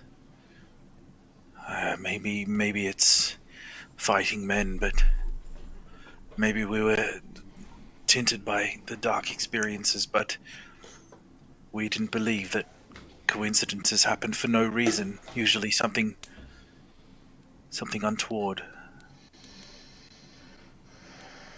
But I look, is it possible that we were expected? Is it possible that thing, that spider creature, is it possible that it expected us?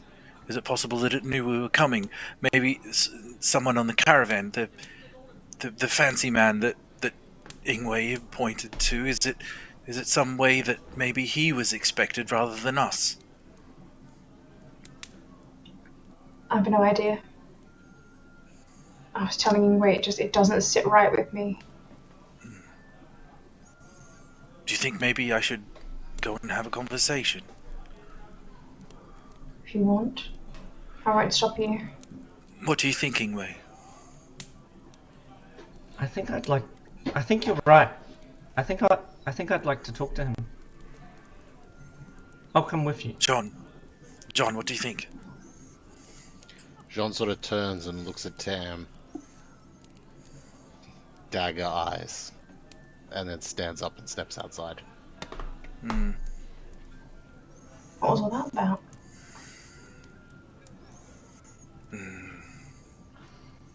There's something more to this with him. I saw grief, I saw pain. I've seen that look before. Pain from a time gone. He's reliving something. There's more to that man than I think we realise.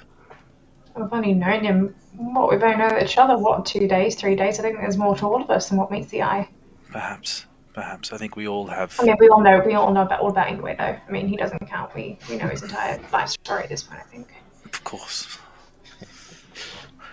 Well, maybe another time we can attempt to provide some solace to Jean. For now, though, we have a somewhat of a mystery. What do you think, Ingue? Shall we go and have a chat? Yeah, I think so. Should we buy him a drink, like everyone's been doing for us? or not? No. No, I think we should just go and have a conversation. Anya, will you be here when we just want to go and have a chat with somebody? Will you be here when we get back? Oh, yeah, sure. I'll stay right here. Okay, fantastic. Let's go, Ingue. Let's go and have a conversation, yes? And Yep, so we stand up I'll and- walk over directly to the fancy man. Yep. Walking straight across the bar towards him. Yep. Now, is this the fancy man from the caravan? Yep. Yeah. This is the one same that guy who was at in the caravan with us. Yep. Yeah. Um, Okay, so that's disguise self. I'm just. So, when I Sorry, he approach had him, disguised self on him. yeah, or something. I don't actually know what it was, but I've assumed that it's disguise self. Or some sort of illusion spell. So much you did know. Yeah.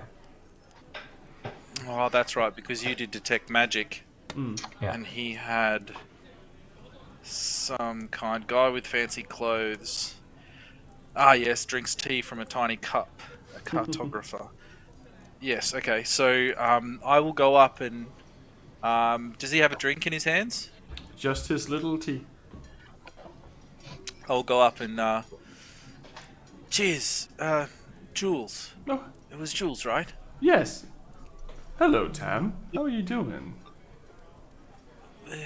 Well enough. Well enough. It looks like you made it. Yes. Oh, yes. Luckily, I'm not much of a fighter, but I mean, thank you all for coming in at the right time. Don't know what Yes. this village would have done without you. I would personally have run away. I'm not much of a tussler. Yes. Where were you during the fighting? Oh, I was actually having a conversation with the priestess. I was interested to know more about their religion. Interesting.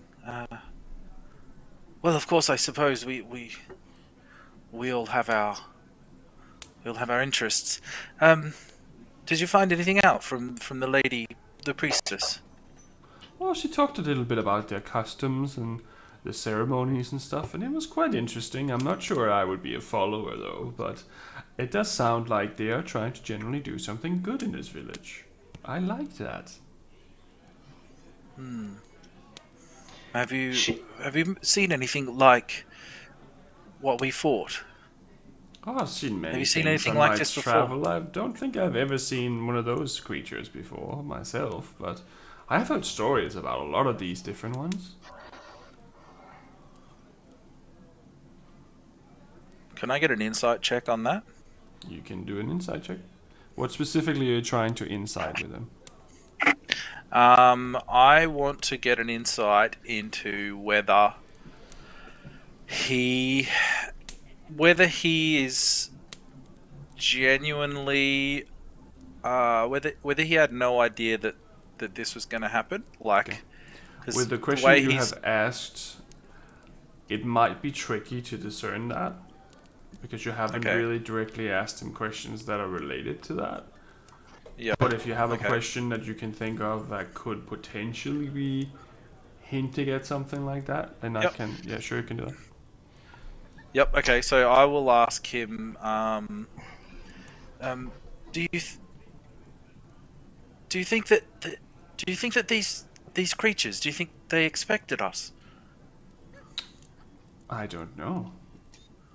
I've only been here for less than a few hours and don't really know specifically myself. My friends and I, we were commenting. Yes. Sorry, Ingue. The priest didn't the priestess say he was doing a ritual? What ritual? What ritual were you here for? Oh, I wasn't. What did you do in the doing- temple? I wasn't doing a ritual. No. I was observing her doing her rituals because I was curious. And Why don't you look the way that you seem? See him looking at you for a second. Aren't you a clever one? Let's just simply say that it's better sometimes that I just don't look like myself, because certain individuals don't enjoy my company as much. Not because I've done anything wrong, but simply just because I stand out a little bit. I'm sure that you can appreciate that, being a furball and all. And I will change to look exactly like him. Okay. Curious. And then I'll pull out like a fake cup of tea. Alright, that's slightly weird and upsetting, but I am a very dashing gentleman. So, what are you doing later, young man?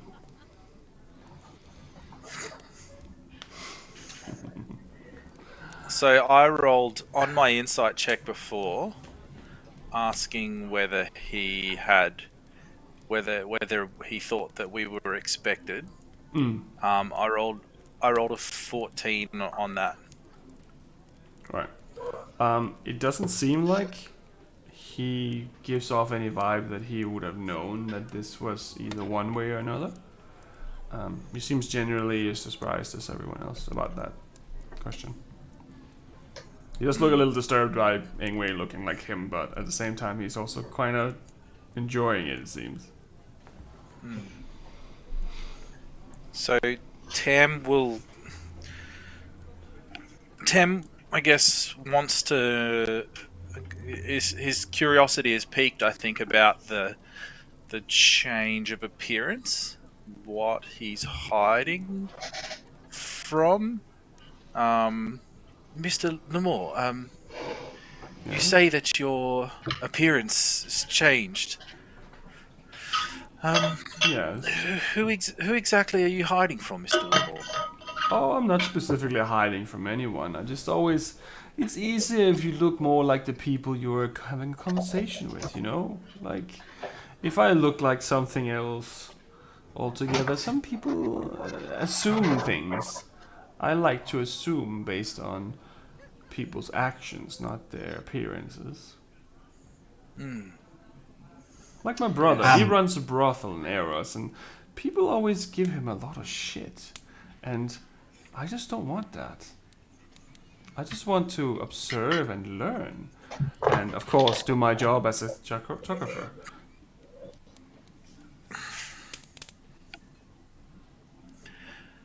Yes, okay. It does make it difficult to trust you, Mr. Lamore. Oh, I understand that completely, but don't worry, you don't have to. I'll be out of here quickly. I will go and do the rest of my job, mapping out these small villages. And I will leave you to your own, whatever you're doing. Don't worry, I'm not here to hurt anyone. Can I try and figure out? So I'm gonna look like him and then copy everything he does. Is he shorter than me as a furbolg? A little bit shorter. Smaller? Yeah, it looks like he's a little bit So shorter. then I would then look a little bit shorter. So like when I'm moving and stuff, I'd be like my head would be here, and so it'd be a little bit awkward. So I'm just gonna try and figure out to see if I can gain any insight into actually what he is. Is he bigger than his illusion? Is he, yeah. It's a little hard to really discern that from that illusion spell. Okay. Yeah. Because you can only really see what he wants you to see. It could mean smaller, bigger. It could be anything. You can touch him, obviously, but then you have to like touch him physically. And even then, you can't see what you're touching, so that doesn't necessarily mean anything. Yeah.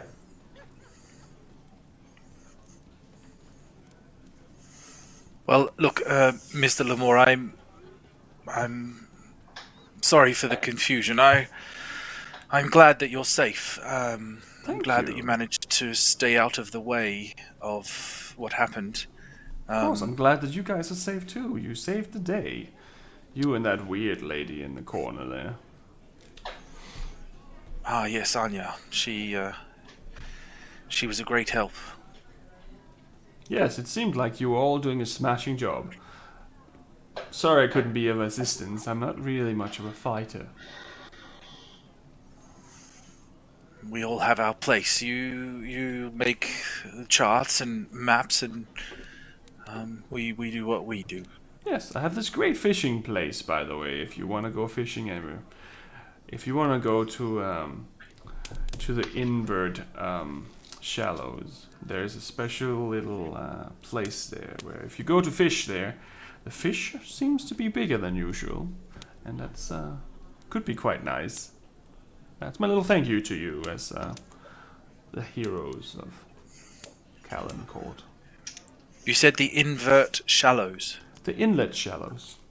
Inlet shallows. And what part of the kingdom would we find the inlet shallows? Oh, it's about an hour or so away from here, I think. Well, thank you. I do like fishing. I guess I'll leave you to your drink. Of course. Can you give us a map? I'm sure I can give you a map if you want a map. What do you want a map of? Well, I'm new here, so I would like a map of here. Sure, yeah, I can definitely give you a map of here. I have a few of those ones around. I don't have it on me, but can I give it to you tomorrow? I'd really appreciate. You know what I'd really like? You know, is this they were calling it the kingdom? Yes. Do you have a map of the whole world? I have a map of most of the known world. It's a little hard to map out that much in one map, but I definitely do have something like that. Whoa, that would be awesome. Yeah, we can definitely do well, that. That's not a problem at all. Like, that's the least I can do now that you saved the day. And while Ingwe's excited, he will drop back into being accidentally drop back into being of himself. Oh, that's a pity. I was hoping for some me-on-me action. But you are a smashing chap yourself. But I can definitely give you maps, but I would have to do it tomorrow. I don't have them on me currently, if that's alright. Great. Lovely to meet you. We might go. I might go check on John. Alright. Well, thank you for checking in.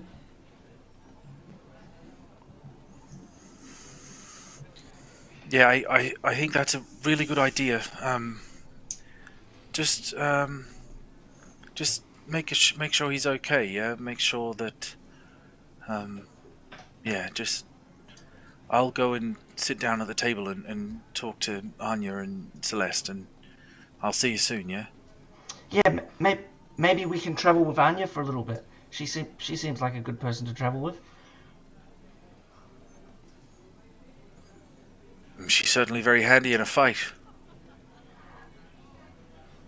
Okay, so then Ingwe will kind of awkwardly not know how to get out of this conversation, just walk away. Right. Just looks at your shoes and then the wall and just go. While all of that was happening, Yes. Jean would have been up to a little something while he was outside. Right. Killing all the horses. Yeah. So as soon as Jean, pretty much, yeah. As soon as Jean walks outside, he would have stopped and sort of taken another swig of his drink, and looked around and looked over at the cemetery, and then just be like, "It can't be," and he's going to make his way over to the cemetery. Right. Upon getting there, he's going to look for a freshly buried grave. Yep. And he's just going to start digging. Okay. Takes you a little bit. He's going to down the rest of his drink and use the cup to help scoop it and all that sort of stuff. But yeah. After a little bit, you do manage to uncover what was underneath. Is there anything familiar to Jean about these particular beings, so to speak? Make an investigation check. Alright.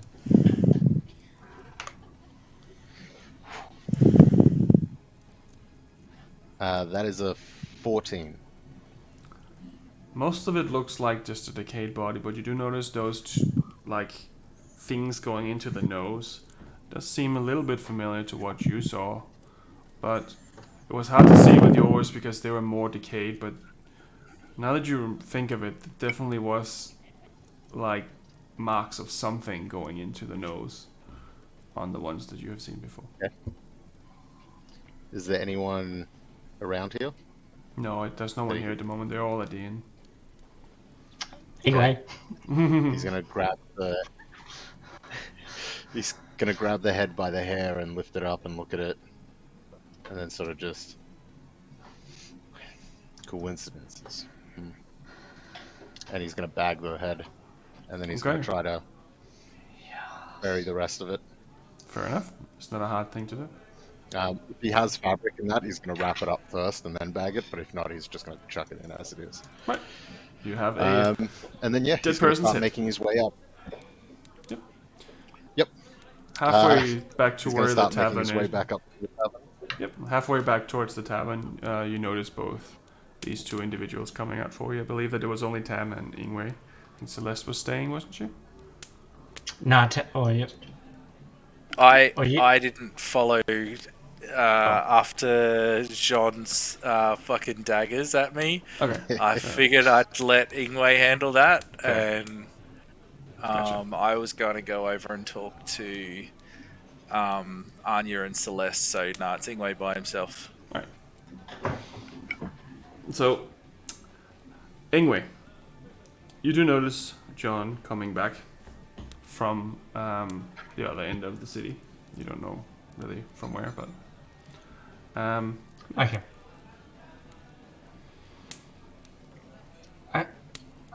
John, He looks at Ingue, but doesn't go out of his way to acknowledge him. But are you alright?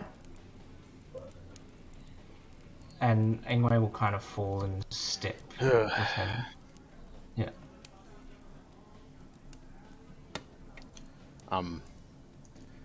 Yeah, I'm alright. I need to go speak to this Anya, was it? I need to see what the hell she's doing here. What were you Yeah. what were you doing?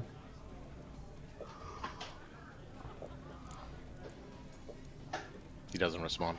Yeah. Cool. so you're going back into the inn. Yeah, he's going back to the inn. So He's not trying to like outpacing way or anything. Yeah. Okay. So Celeste, what were you doing in the meantime? Celeste was awkwardly trying to avoid conversation with Anya, and just keeping her eyes on the two, well, I guess 3 gentlemen talking over at the bar, and just kind of nursing the same cup of ale. It's been the same one since they got here, and there's maybe like 2 or 3 inches actually from it, but she's just kind of nursing it, and it's actually gone like warm. And she's just kind of like holding it, kind of got like half her shoulder away from Anya, so she doesn't talk to her. Right. She's getting miserable. Very well. Anya doesn't say much either. She's just drinking and watching the group.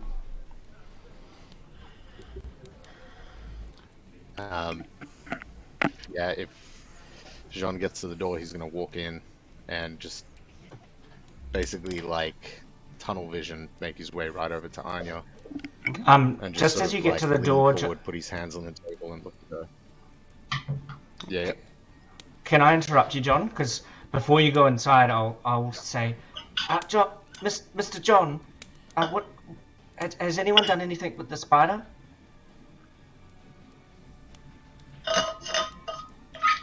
No one has. That would definitely cause him to stop at the door. It's still laying there. No. Okay. Oh God, you're right. You're right. I'll deal with it. Do you keep going inside, Sean's or do you follow gonna me? walk with Ingue. He Okay. doesn't. Nope. He walks with Ingue. The last Okay. time he told someone to do something of regards didn't work out, so he's not in a trusting mood right now. So Ingue will go to the spider and will get out the butcher's cleaver. And we'll get out the muslin that they wrap the meat in and start butchering the spider. Okay. Fair enough. You can do that. It takes a little bit. There is a drow upper half and then the bottom spider half. Which parts of you do you want to butcher? So if the drow's upper half has muscles and stuff, it'd be like what I watched them doing to the lamb and the pig. Okay, pretty grotesque, but you cut up the entire body after a little while into chunks, at least, not small pieces, but yeah.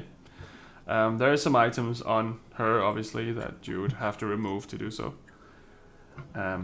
like her clothing and stuff like that. So you find there's a symbol on a necklace, and there is there's 2 swords, and she has a ring on as well. And the symbol on the necklace looks like this. So a triangle with 3 triangles and a circle in the middle with 2 more triangles. If you can say that.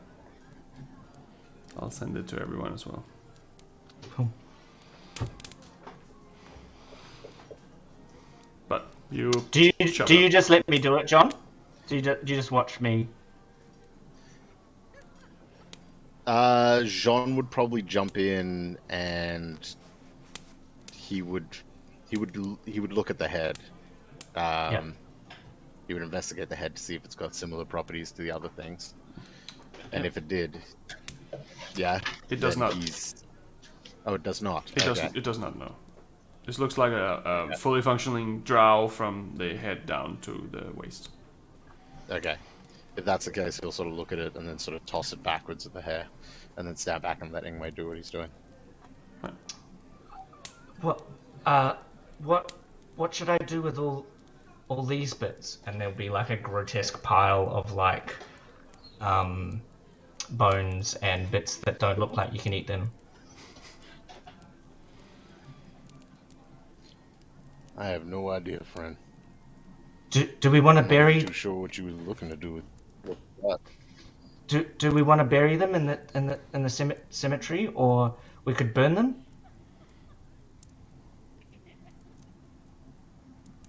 Fire sounds like a better option.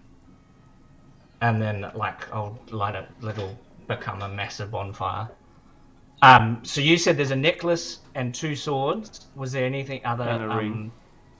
And a ring. Okay. So did she look like she was a human, like dressed like a humanoid person, same stuff that all the other people had? So her upper part is a drow, with a white dress, and underneath she had not really armor, but she just had like the covering, like this spider parts kind of formed kind of a armor. But other than that, she looks like if you encountered a drow, except for the bottom half. Yeah. Okay.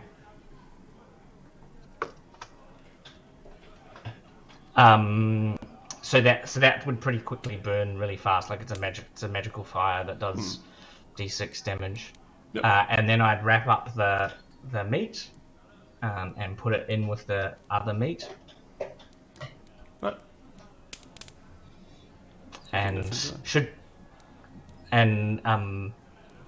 No, I'll just keep the stuff. I won't ask about keeping it. Right. After a little bit, you're done with doing that, and the fire seems to be handling itself. Do you stay with the fire until it's completely dead, like through the whole night, or do you leave it after you set the fire? Oh, it'd burn pretty quickly, I think. If I keep casting the spell, and then I would burn until it's all burnt, and then I would just look at John to see what I'm following him. Right. There we go. So in the meanwhile, Tam, you said you sat down again with Anya. Was there anything that you wanted to do while they're doing this?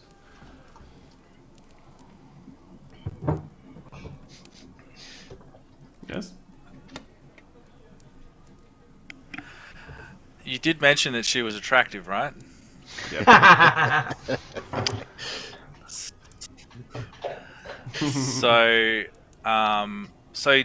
Tam is of course going to flirt with her, and attempt to, but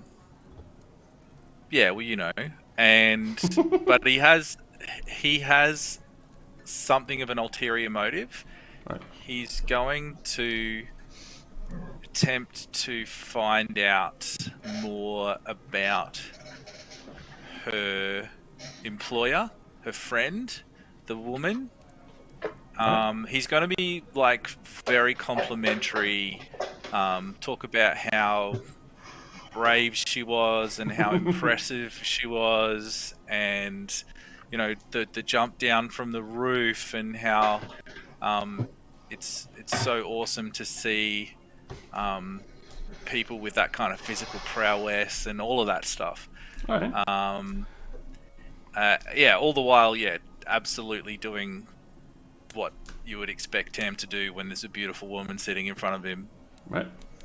I'd say you can make a persuasion check, but you're not trying to persuade her, you're trying to charm her. So I'd say that does sound a little freaky when you're trying to persuade someone to do something. Yeah.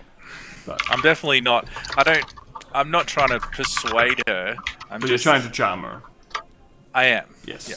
I just use persuasion as the base for it. Yeah. That's all. Okay. Just to clarify for anyone watching, we're not trying to do anything where anyone gets persuaded into something they don't want to. No. Consent. Absolutely.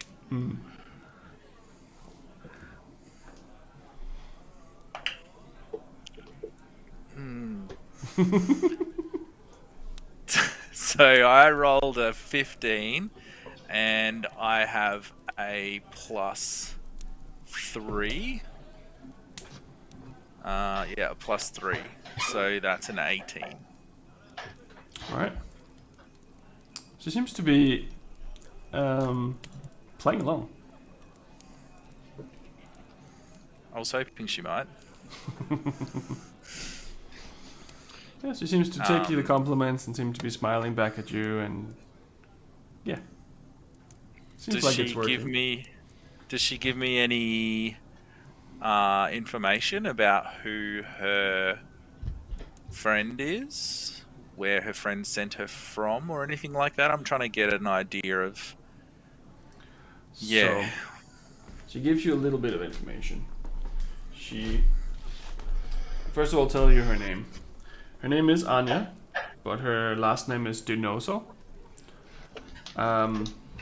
Sounds like she's from a rich family of some sort. But she doesn't really talk about it.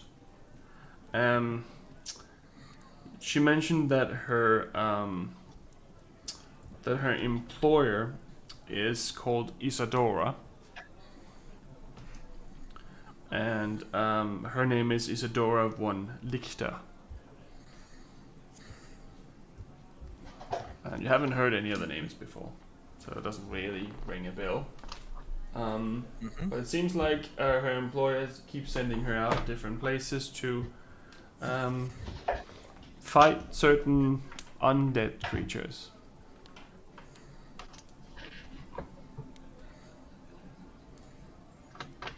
I have a question. Is this conversation happening at the table? Yes. Okay. I'm just imagining Celeste just there, like. I'm just like rolling her eyes every single time Tam, goes like, oh, well, putting on his charm, and she's just like. Yeah, Tam's like laughing at her jokes and, telling her how, Super third wheeling it right now. Yeah, and she's just like if Tam's like laughing at her jokes, that's like. She also seems surprisingly not drunk. Yeah, because Ingue water down all the beer. Like, I don't know if anyone's drunk. Very true. Yeah, so I guess finding out the information that he wanted to hear, Tam will ask, so, Anya, are you staying here tonight? Are you staying in the inn? Yeah, I rented a room in the inn. So. Ah, fantastic. I believe we are too. I think, I think we may possibly be staying here as well for at least one more night. All right.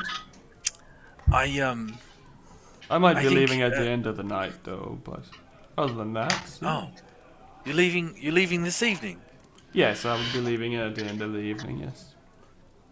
My work here is done. Of course.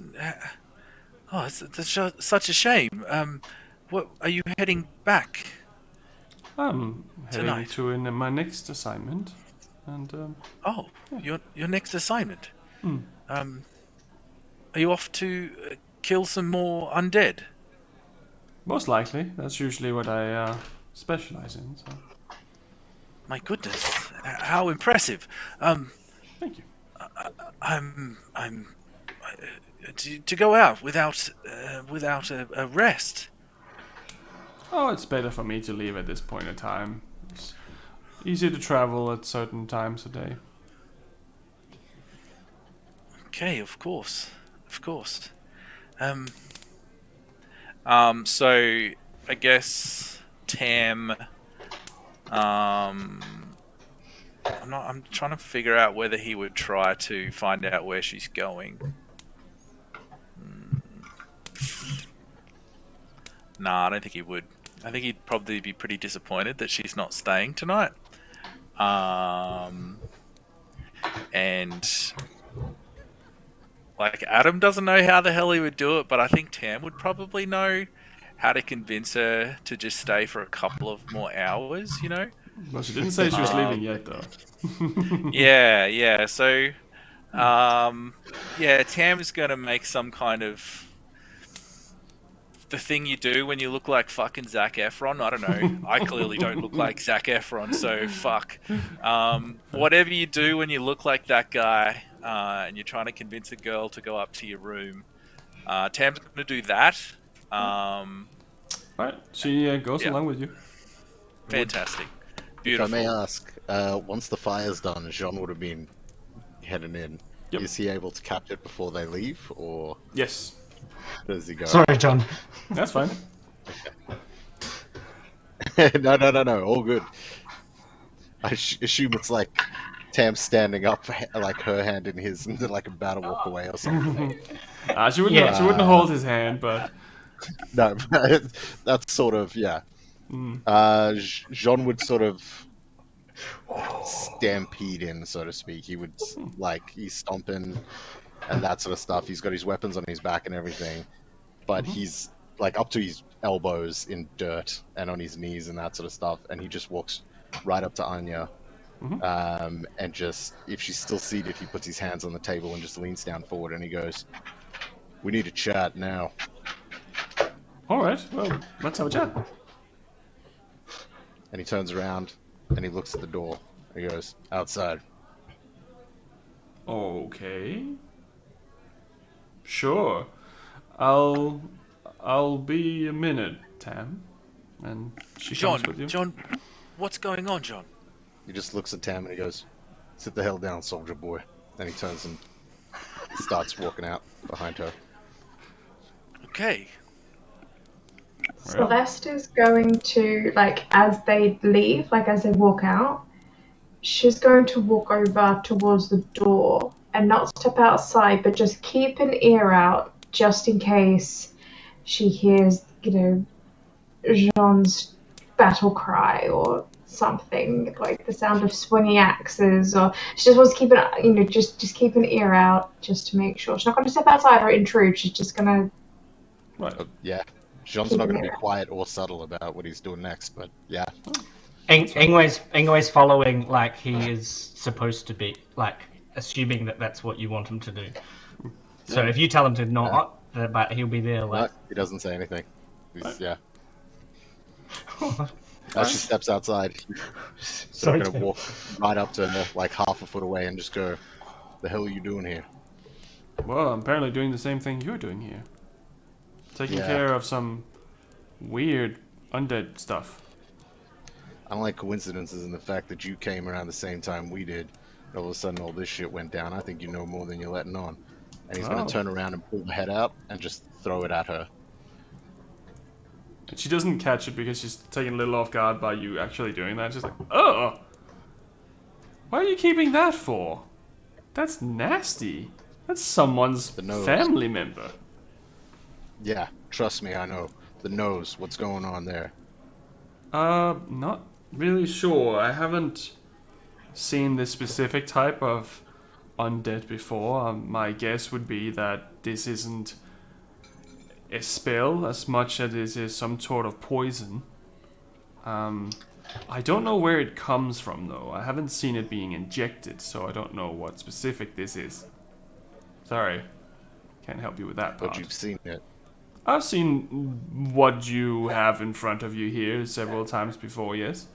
I don't know why. Usually it's a spell. Where? All over the place, really. This whole region, all the way up until Shadnon almost. Be specific where? I don't have enough time to tell you everywhere. Let's just say that every time that there's been any undead things that I have been encountering, it's either been this, or it has been the other version that simply is created with a spell. We're curious about this too, me and my employer, but we haven't looked into the specific reason yet because we haven't been able to find any. This drow drider creature is the closest we gotten to someone other than them showing up. So I'm curious too. Who's your employer? My employer's name is Isadora von Lichter. She is also a, what should I say, adventurer of sorts. She's employed me to go and look into these things for the greater good. So it wasn't just coincidence. You knew these things would be here. Otherwise, why else would you be here hunting them? Well, my job is to usually go to places that has a lot of missing people and then investigate what happens. If it's something I can help with, I help with. But in this case, it was, in fact, undead creatures. Jean just stares at her, contemplating everything that she said for a moment. Sounds like an inside check.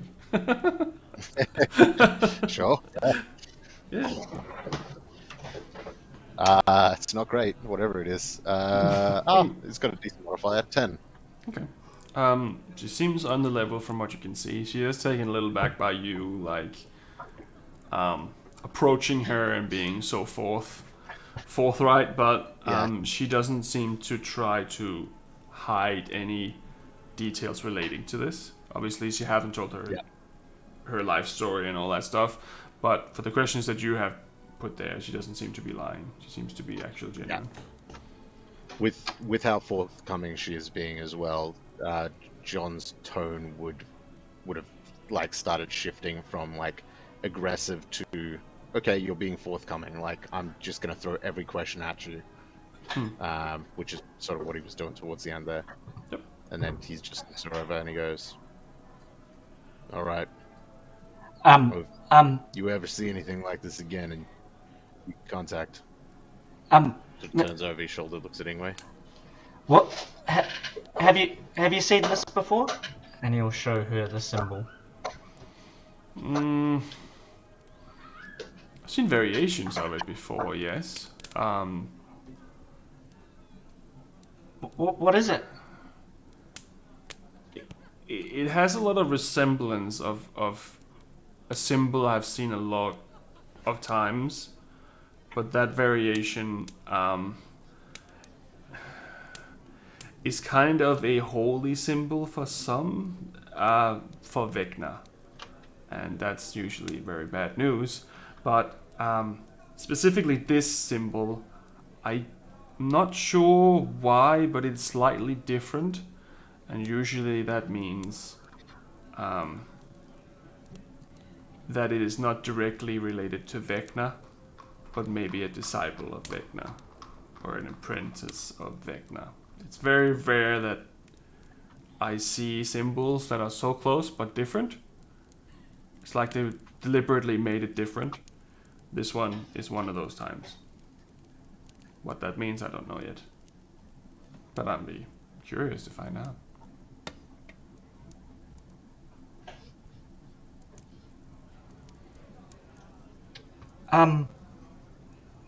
Sean's just yeah. So you hunt the undead? Yes, that is true.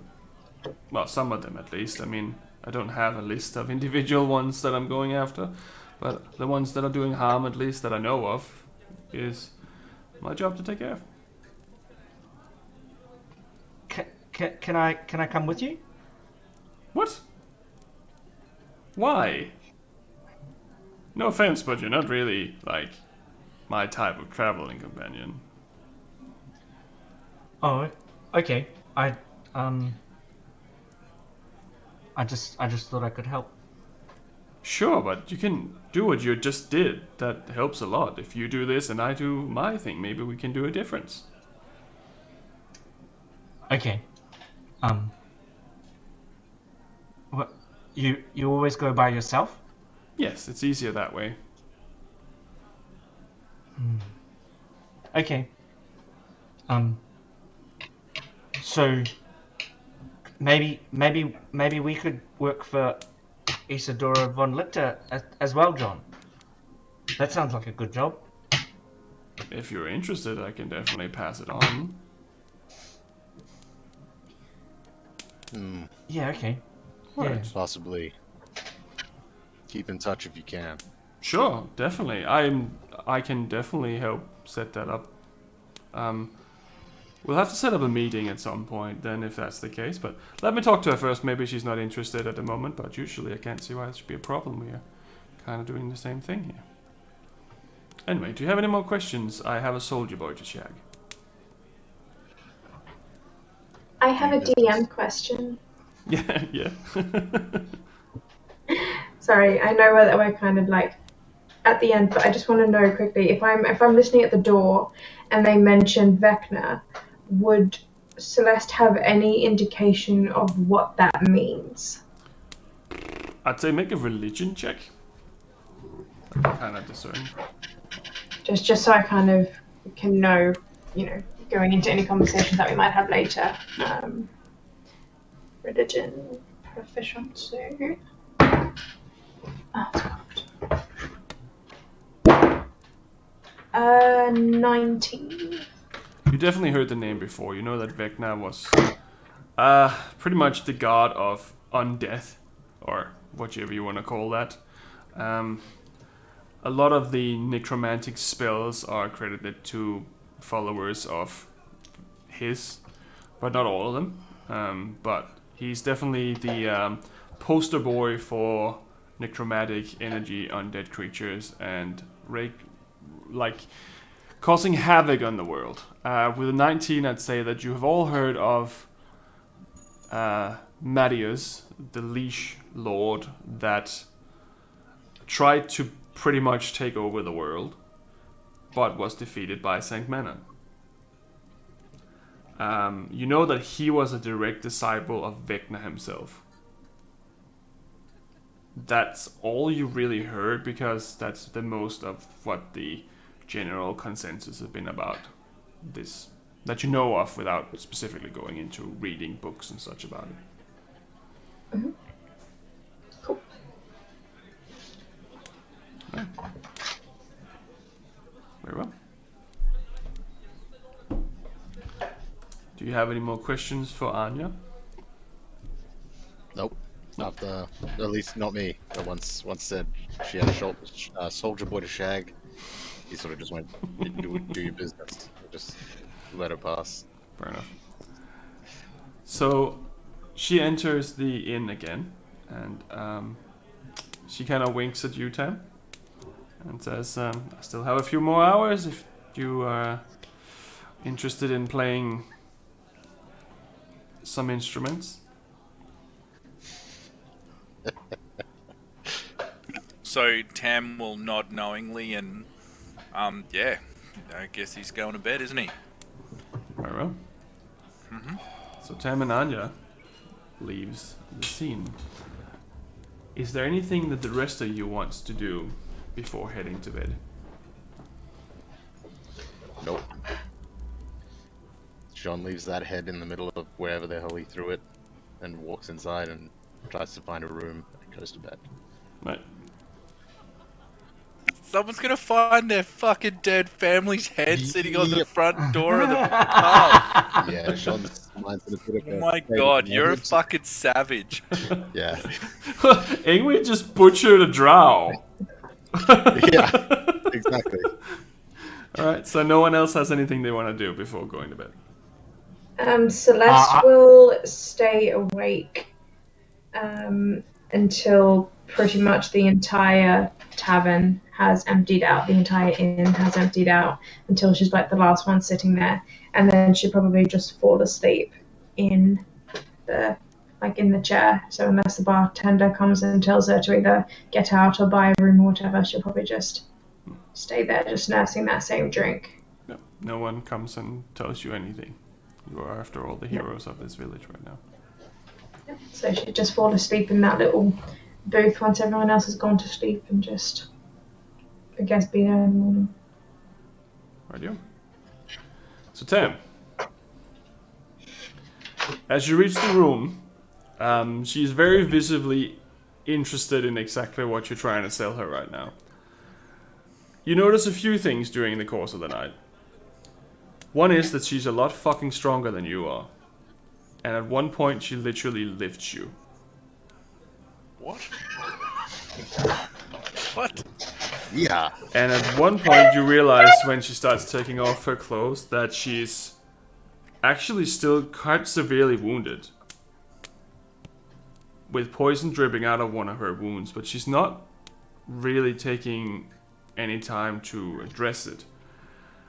And you go at it for a little bit before she stops and looks you dead in the eyes and says, "Do you mind if I bite you?" And that's where we'll leave tonight's episode. Oh, no. At least she asked. I mean, consent is key. Yeah. That is very true. That is very little true. Oh, wow. Just like a little bit peckish. There you go. After sex snack. Yeah. There you go. You went from intercourse to main course.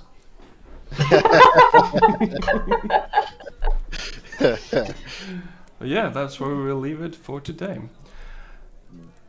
Are you okay, all of you? That was a hectic episode, I think. Yeah. A lot happened in a very, very short amount of time. It's only been, we've only been here, what, like 2-3 hours? Like, it was like, what, like nearly midnight when we actually got here. Yeah, probably. The name of this town will traumatize Jean for the rest of his life. Well, the name alone. That is sad because now you're the heroes of Calencourt. So that's Damn. So far, so good. I think we should probably see if we can raid someone else. I'm not sure if we even have anyone watching us right now, but I'm sure there's someone out there. So, Mr. Sherrock, do you mind? On it. See if we can find someone. Give back some of the lube. That's it.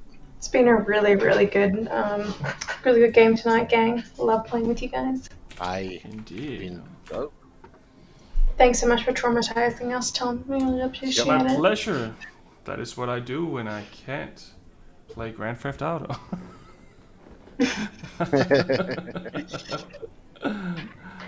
I feel like we got such a I feel like I got such an amazing view of Jean, like the way he didn't tell us anything, but just the way he did stuff, it felt like really fucking cool. Like I just sort of, yeah, it was awesome watching him work and watching him do stuff. Thank you. Yeah, very Sharok, kind. you've done a great job with him, man. He's I don't think that Celeste is going to be meeting his eyes anytime soon because she's like, he's going to cut my head off if I like sneeze. It's going to be like, Tonight was a roller coaster of emotions for him. Went through so so good. much. It was so good. He's I had terrifying. a feeling that would be a little bit of a roller coaster this time, especially for John. But hey. Would we like to raid another D&D stream? I think we probably should. Makes sense. That would be a good choice. Yeah. See who we can Alright, find. who we got? We got Roll for Damage, The Fourth Culture, Nerdy Northerners, and Not Rob Me. Not rob me? Okay, that sounds like... I don't know what that sounds like. Which one has the least? That would be Nerdy Northerners. Guess we're going... Which I don't know if they're playing a game or if they're... It looks like they're doing world building at the moment. Pick someone who's playing a game, I think, maybe. Let me have a look. Playing... would be Not Rob May, it seems to be. Let's go and rob him. Okay. Let's do it. Very well. Well, thank you everyone else. Bye everyone. Thanks for tuning See you in. next Monday. See you next Monday. Is it Monday yet? We love you. Thank you for being here with us. Thank you all. Alrighty, starting the raid. It's gonna have a 10-second countdown, and then we'll hit that raid button. Alrighty. Do we want to raid chant? We got. Oh, you cannot raid this channel. Cool. Okay, we can't raid the channel. Oh. Okay, awesome. That's interesting. So hard to spread the love tonight. That's crazy. Yeah, they're making it difficult for us.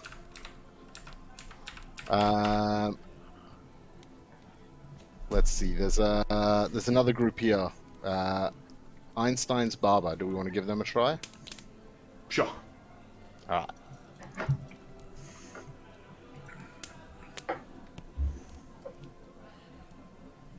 I think me and Einstein use the same barber. Let's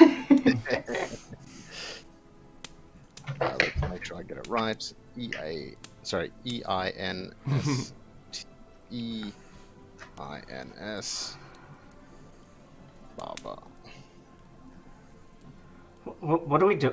What, are you going to press a button and it's just going to do it? It needs to put it in manually and then retransfer everyone watching it. Readying our raid now.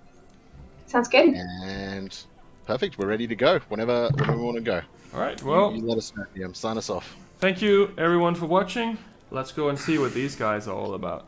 Let's go. Yeah. Raid activated. And we've raided. Remy, guys.